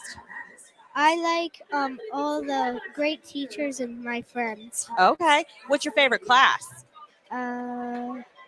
PE probably. Okay, so you love gym class. What do you look most forward to as going into being a second grader? Because that means you're going to be like the big man on campus, right? Like that's the last year of the school before you go to Stinson, right? Probably new friends and the great teachers. It's new adventure, right? Yeah. All right. Good answer. I love that, Noah. But we're going to talk to. Noah, I saw your dance moves. He by the has way, got earlier. some great That was dance very moves. impressive. Look at him. You go. Get it, Noah. That is awesome. You are fantastic. Well, I hope you enjoy our music. It seems like you do. Yeah. So, well, thank you for being a listener. Thank you for coming on the show this morning. And now we're going to talk to our buddy Bentley, right? Bentley has told me right away. He's like, I've got shout outs. I love my teachers. I have people that I need to let them know that I want them to know that I love them so much. So who are your shout outs that you want to send? I want to shout out to Mrs. Vargas, the principal, and Mrs. Leach. Okay. And why are those such important people to shout out? Because Mrs. Leach is my kindergarten teacher, and Mrs. Vargas is my first grade teacher. Okay. And the principal had me in here. Okay. So those are the people that are special and important to you at Northwest, where you're attending school. Okay. Are you looking forward to next year? You're in first grade, right? Mm-hmm. Okay. What was your favorite thing about first grade this year? I would say library and all that stuff. You like to read? Mm. Reading's a good thing. Well, do you want to close out the show and do you want to shout out your parents? Yeah, I'll shout out my parents. Okay. So hi, Mom and Dad. But can you do me a favor and take us to break by saying you're listening to Q92 from Northwest High School? You're listening to Q92 for Northwest High School. Very good. Thank you so much, Bentley. 15th annual Students for Sobriety broadcast live at Northwest High School right here on Q92.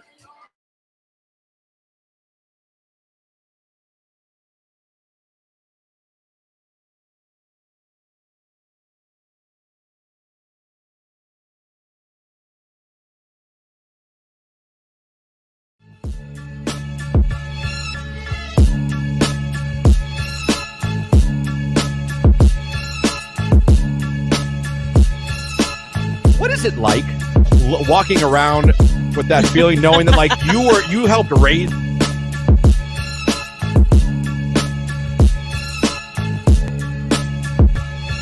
I always get calls from my DoorDasher. It infuriates me, and I don't get it. All right, we're condos. You get mad that they call you? Yes. Oh. What? Because they can't find my condo. And I'm sorry, but like, what about the 4 numbers of my address that are literally on the garage? Do you not see? Plain as day, hi. Touche. And they come in there. Are you in the apartments behind the condos? I'm like, no, we're the condos. And I say the numbers, and they go, oh yeah, there's the number right there. I'm like, Do you yeah. do you have a front porch light? Yeah. Oh. Yeah, we do. Well. And the 4 numbers of the address are literally on the garage of the condo. I know. The color's gray. The numbers are bright white. Yeah. So I can't. I try to like see their point of view, and I'm like, I don't. And they always go, "Oh my God, it's right there." I'm always, yeah, it is. I don't want to speak with you. I just want you to drop the food off. I know. I don't like human interaction. That's it's not kind of you. the point of DoorDash. Yeah, it's not you. I don't like human interaction that much. It's not you personally. Yeah. It's not all you. humans. You could be anyone. And I'd be like, I don't want to talk to you. Anyone.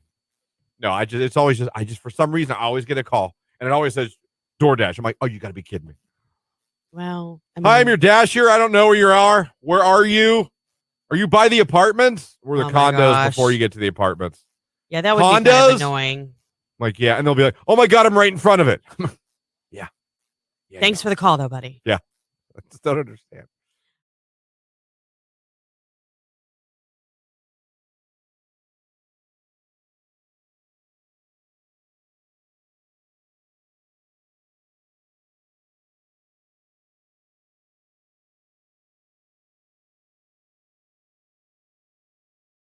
We're back here at the 15th annual Students for Sobriety broadcast here at Northwest High School, hanging out with all our friends here. What a morning it's been. How much fun it's been watching these kids enjoy everything here as we're trying to bring that message to them to have a great time, Lauren, this prom, this graduation season. Just make some right decisions because, like I said, we want these kids to have the time of their lives every year. We just want them to get home safe to their families. I want them to make the right choices. Right. We want them to have the time of their lives while also having the future of their dreams, and encouraging that good behavior, letting them know that there's resources available if there's a problem, and that they're not alone. I mean, you see all of these community supporters and sponsors who really just wanted to be a part of this broadcast to let these kids know that they're here for them. Yeah, and we've got some amazing sponsors on board, and one of them that's with us every year is the Ohio Army National Guard. And when I say they bring the fun with them, sometimes the fun fills the entire gymnasium. And, like today. Yes, and we showed it to you earlier if you're watching on Facebook, on Twitter, and on YouTube. But Sergeant Dolly from the National Guard joining us now on the show. And Sergeant, first of all, thank you for you guys always being a part of this. Every year you guys are part of it, and every year you come down to help us spread the message, but you always bring something fun down for the kids to enjoy, which is a big part of this. And I got to say, you've outdone yourselves this year. Yeah. Yeah, the obstacle course is our favorite piece. This is it's amazing. It's full length. It's the entire basketball court in the gym. And when I tell you, kids have been on it since 5:30, and it's 8:54 right now. Yes. Sergeant? They've been on it the entire time. From the second it got blown up at 5:30 this morning. Yeah. So first of all, the National Guard always involved with Students for Sobriety. No matter what high school we go to, you guys come along and help spread the message. Obviously, in the military, it's a life of discipline and things like that. And these kids, sometimes when you're young, you feel invincible. You think nothing can ever happen to you. But we want to spread that message that, you never know. And decisions you make on prom season, graduation, they could be costly if you're not careful. Absolutely. That's why we love being here every year, and we love partnering up with the Ohio State Highway Patrol and Stark County Sheriffs to do events exactly like this to serve our community and make sure our community is going to stay safe. Yeah, absolutely. And the kids, it seems like they're always real responsive. And when you get a chance to talk to them, I mean, do you kind of try to give them any advice, or do you what's your, when you come to these events, and especially tailored to high school kids, what's kind of your approach to talk to these kids? Well, specifically when I'm talking to them about the National Guard, the one thing I try to tell them is that, in my opinion, the National Guard is the military's best kept secret, and we don't want it to be a secret. We want everybody to know about it. I didn't know about it until I was 24 years old. Had somebody told me when I was 17 that I could go to basic training and serve my community and serve my country, and I would get my college paid for 100%. I would have joined right there on the spot. Right. So when I'm around talking to all these kids, really, I don't care that they join or don't join. I just care that they have the information that I didn't have. I'm looking for that 17-year-old me that, there is a path out there where you can serve your community just like I am right now with this obstacle course. Right. We live here, we serve here, so we serve here because we live here. So this is my community, and I get to come out and do stuff like this in my community, which is really cool. It's very interesting. You touch on, 24 is when you got into it, when you found out about it. And I think a lot of times when people hear that, no, you get your college paid for, I think sometimes somebody like, yeah, that's too good to be true. You know what I mean? Like, what? That's too good to be true. But you're telling me, no, it is true. It is very, very true. And I say that all the time. I when I'm giving classroom presentations and stuff like that, I just get that look where people are like, that sounds too good to be true. Yeah. What's the catch? The catch is you go to basic training, you are part of the military. I always say you get to go to basic training. You know, like you get to experience all these experiences that nobody else really does. Right. Get in the best shape of your life. Get in the best shape of your life. You eat nutritious food. You go to training and you get physically fit. And then when you get done with basic training, you come right back here to Canal, Fulton, or Massillon, or Canton, or wherever it is you live now is where you're going to come back to. And then you work for 2 days a month. You train for 2 days a month to stay proficient in your whatever job it is you chose. And then you just get ready to answer your cell phone if your local community needs your help. You know. And as far as like when you talk about pay for college, things like that, National Guard. I mean, there's a multitude of avenues you could go with that, right? Oh yeah, we have over 150 different jobs. Wow. Whether it's if it's a STEM career or some kind of IT cyber career or medical, finance, human resources. You don't have to carry a gun and kick down doors. We do offer those jobs, but we offer over 150 different jobs of skilled trades, you name it. And you don't have to do in the National Guard what you want to do in the real world. So if your 2 days a month is a truck driver like me, you don't have to be a truck driver the other 28 days a month when you're wearing what you guys are wearing. When you're doing your civilian life, because you're part-time in the Guard, you have a full-time life to live outside of the National Guard. Those two worlds are separate. You don't have to do the same thing in the real world that you do in the National Guard. Sergeant Dolly from, of course, the Ohio Army National Guard. Before we let you go, Sergeant, anyone that's listening or watching here on YouTube, Facebook, or on Twitter, if they've heard you talk like, man, I think I want to get a little more information. I want to reach out and see who can they call, what website can they go to, how can they get more information on the National Guard? Always go to nationalguard.com. It has everything written in black and white, including our 100% National Guard scholarship. It's all written in there. You know, just like you said earlier with the what's the catch? You know, it's no, it's all there in black and white. It's in the Ohio Revised Code. Go to nationalguard.com. You can just Google National Guard. It will take you to the phone number that's your nearest local recruiter. My number is 330-690-5619 for anybody in this area. But yeah, you can go to nationalguard.com and type in your info, and a recruiter will call you very soon. Sergeant Dolly, thank you for your service. Thank you. Thank you for what you do. Thank you for being part of this today. We really appreciate you guys. Hey, thanks for your support. Hey, you guys have a great day. Absolutely. 15th annual Students for Sobriety broadcast here at Northwest High School, right here on today's Hit Music Q92. That was great, Sergeant. Thank you. Really good. Thank you. Thank you so much.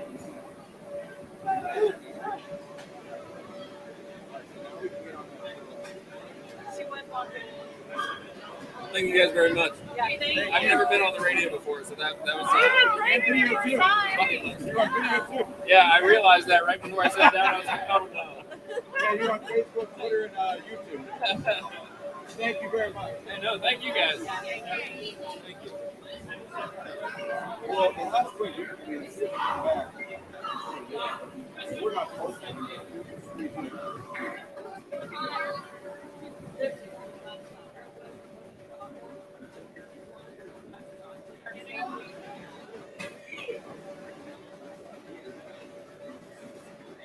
Yeah. Oh, you're fine. Don't run. You got like 5 minutes. You're good. We just wanted to get some information from you first so we can build our conversation. We'll talk here. This for the podcast. And you're going to go on there and stuff. What's your name? Mylan? Mylan? How do you spell it? M-A-I? Yeah. No. I don't need N-I. N-I. Lauren does. Lauren, you know where the auditorium is? Yeah. Where we're going? Yeah, so I'll straighten up all this. So, listen, guys don't look for no reason. right. They don't Guys window shop the way that we ladies shop do. very different. You know, the Not daughter found out the difference between shopping with me and her mother. And it was funny because I call my fiance a ghost. I don't think she's real when we go shopping because I swear to you, she'll be right behind me. And I turn around and I've been walking by myself for a good 20 steps. You said that to me at I'm Celebrity like, she Cuisine. disappears. And I look and I'm like, where? And I go down and there she is down an aisle picking something. I'm like, not even a, hey, honey, let's go down here. Just I'm walking. I turn around and I'm like, do I have an imaginary fiance? Like, did I make this up? And she just shops for hours. And the Not daughter went with me probably 2 weeks ago to get stuff at Meijer. And I had my list. And we were in and out of there in like 10 minutes. She's like, wow, this is real different than shopping with mom. You know what? It I must was be like, a guy I have thing. a list. Yeah. I get my list and I'm out. I'm not here to browse. Yep. We need ketchup. We need bread. We need this, and we're gone. The kids know, like, if they go with Tony to Home Depot or something, they'll be home in less than 20 minutes. Oh, yeah. And if they go to Target with me, they know that there's probably going to be Starbucks involved and it's going to be a couple hours. And we may stop somewhere else on the way home. Like, you can even look at me and talk, and then you look at everything else. What part of Germany are you from? Here to Berlin. Okay, no. That's fine.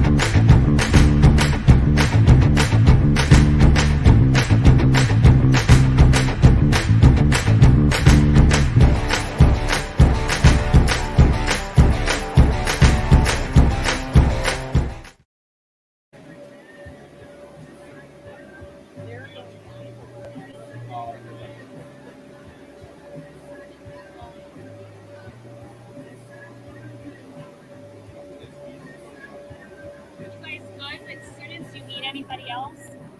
No, we're good. Okay, perfect. I just Oh, want to make go sure. back. The only one we didn't hear.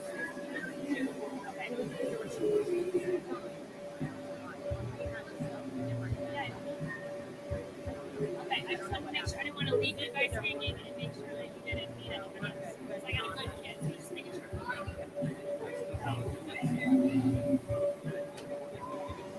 I can't hear you. Like, we're gonna go through our numbers like we would normal show, so we can see how live show like this compares to an in-studio show.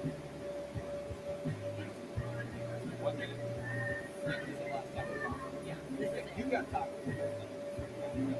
You should have about 15 minutes. It should have started at 9:10, 9:15. I was told 9:20. Okay. Donnie texted me, said 9:10, 9:15. That's probably what he heard too. I don't know.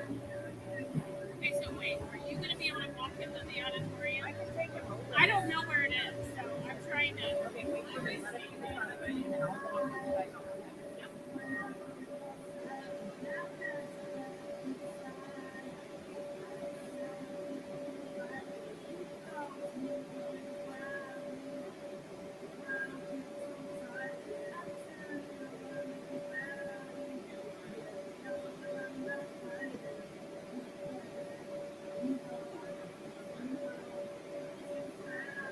Welcome back, everybody, to the 15th annual Students for Sobriety contest here on broadcast here on Q92. Oh, I did that 6 times. Oh my. Thanks for having us on your radio, streaming us online at Q92radio.com. Of course, watching along on Q92's Facebook, YouTube, and Twitter page.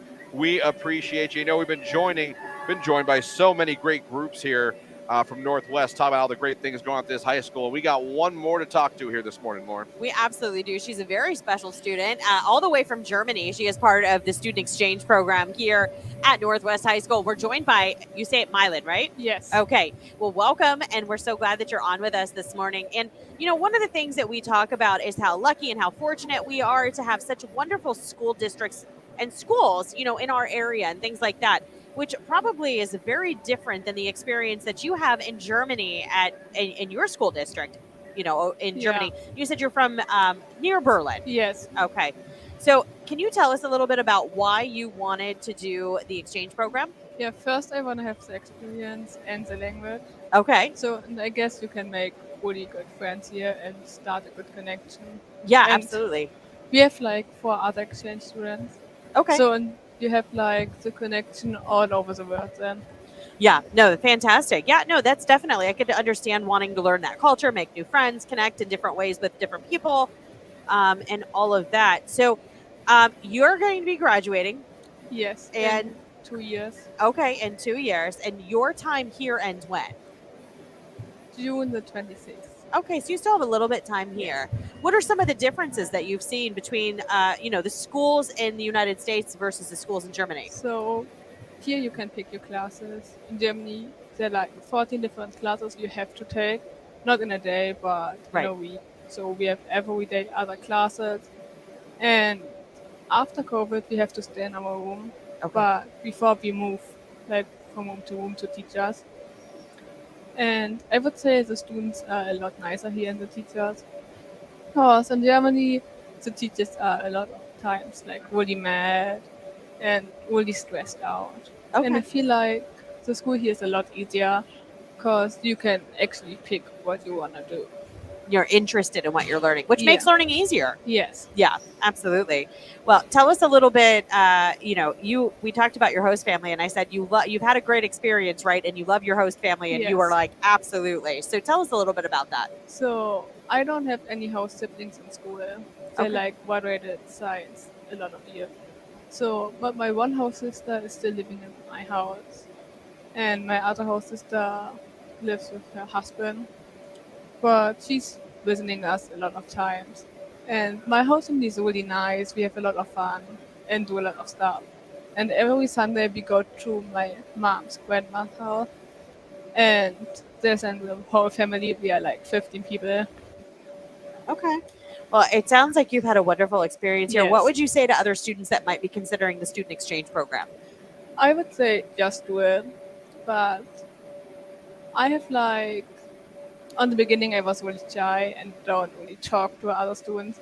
But after 3 months, I say, I'm just here for a year, so just talk to them. If they don't like you, they don't. If they like you, it's good. So Right. Then you have a lifelong friend yeah, here just in the talk United with States. other students. Did any part of you wish you got sent to like Florida or Hawaii as Yes. opposed to Ohio? It is really cold here. Yeah, that is true. I might have been pulling for a warmer state. Well, we thank you for joining us, and we are so glad that your experience has been here. We're Yeah, not of course. surprised because Northwest High School has been absolutely a class act to work with for the Students for Sobriety. Yes. But thank you so much, Mylan. It was very nice to meet you. It was nice to meet you too. Yeah, and Thank good you. luck Enjoy the on your experience. future. Yeah. Very cool. Very cool. That's awesome. Exchange. That's always, you know, you got to be brave to do something like that. Yeah. I don't care if you're going from here to another country or coming here from another country to decide, I'm going to go to another country and get educated and experience that. You got to be brave to do something like that. Absolutely. So, well, she definitely seems like she's confident, she's brave, and she definitely when she said she wanted to talk with us and everything, she's like, I've loved this school so much. It's awesome. Like, that's why I want to do this. So Very, very cool. Yeah. All right, man. What a great time we've had out here this morning at Northwest High School. Man, I could sit here and say thank you to this school and these people for the rest of the show, because it's amazing how welcoming they were, how much they worked with us. Yeah. It's not easy to bring the show here, No. and to bring all these great sponsors that help us out here and set this thing up. And they were so welcoming and they were so kind, and they made it so simple for us. So thank you to everyone here at Northwest High School. And of course, we got to thank these amazing sponsors. Without these businesses, we've mentioned them all morning for a reason, because they're the reason we can bring this awesome opportunity to all these schools around Stark County, around our listening area every year, and bring this message. Big thank you to SARTA, the Ohio Army National Guard, the Stark County Sheriff's Office, Safe Communities. Yeah, as well as CommQuest, Child and Adolescent Behavioral Health, Peace, Love, and Little Donuts of Canal, Fulton, Kalibrate Auto Repair, the Barrel Room on Canal, At Your Table, Cafe and Catering, State Farm Agent Stephen Greer, Cherry Street Creamery, Canal, Fulton Canoe, Livery, and Campground, and Sluggers and Putters. And to all of you parents watching, thank you for supporting this broadcast. And I've got to say, you know, as a parent, you always want to know that you're doing a good job. And I can tell you from the measure of what we have had and the experience we've had here at Northwest High School this morning, fantastic job. These kids are outstanding. Yeah. They were here at 5:30. Hopefully they had a great time. It sure looks like it. We can't wait for you guys to see the huge photo dump we're going to do on our social media later on today, on our Facebook. Yes, on shout Instagram, out to our station photographer, Christine. So. Yes.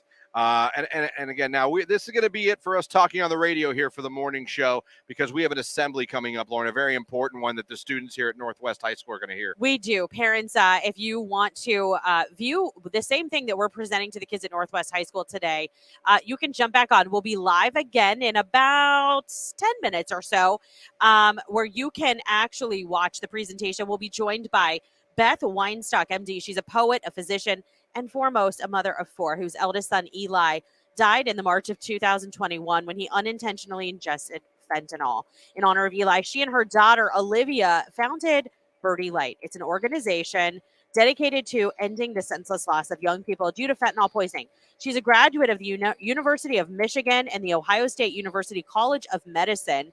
She recently retired from Equitas Health, where she cared for individuals infected with HIV and hepatitis C, to focus more exclusively on Birdie Light.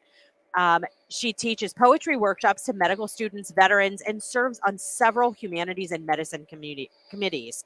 Weinstock and her husband, Michael, also a physician, and their children, Olivia, Theo, and Annie, live in Columbus, Ohio. They're surrounded by a loving community of friends and family who have helped them navigate this enormous tragedy, and they find strength from the memories of their beloved Eli. And she is here to help share that light, to share that message, and she is going to be talking to the students here at Northwest High School here today. Again, so for the morning show, that's going to do it for us. But if you'd like to watch the speech live and hear the message for yourself, we'll be going live again on Facebook, on Twitter, and on YouTube here in about 10 minutes. You'll get the alert. If you're not, follow us on Facebook, follow us on Twitter, and subscribe to our YouTube page so you get those alerts anytime the station goes live, and you can watch this speech and watch any live broadcast that we have. Big thank you to Jake again for coming out here, live producing, live manning multiple webcams on the fly. First time doing it. We've only been doing this for like 3 weeks, and we put him on the road to test his abilities, and his multitasking skills are very impressive. Yeah, Jake, he's very you, my friend. adaptable. Thank you so much, Jake. Thank you very much. And one more special thank you to the principal here at Northwest High School, Mr. Tosh. You and your staff have been so accommodating and have really helped us make this the success that it is. Thank you very much, everybody. Thank you for listening. Nicolina will be in at 10 o'clock. Then, of course, Keller doing his show live today. Yeah, he's going to be at 5. Auto Sales in Alliance. You can join them for their grand opening. They're going to have live entertainment and food trucks and giveaways and all the things. That's located in Alliance. He's there from 2 until 6. But don't forget, he's also got a Facebook Live today at 11 o'clock. He's going to be, you know what? You're going to want to tune in, because this is somewhere you're going to want to go this weekend if you love popcorn. And also, Nicolina, the Midday Diva, will be at First Friday tonight from 5 until 7. So make sure you catch us all out in the community, and be sure to say hi if you see any of us. We'll catch you guys Monday morning. Have a great day. This has been the 15th Annual Students for Sobriety broadcast live at Northwest High School. It's a Q92 morning show. Christian and Lauren on Q92. Have a great weekend, everybody.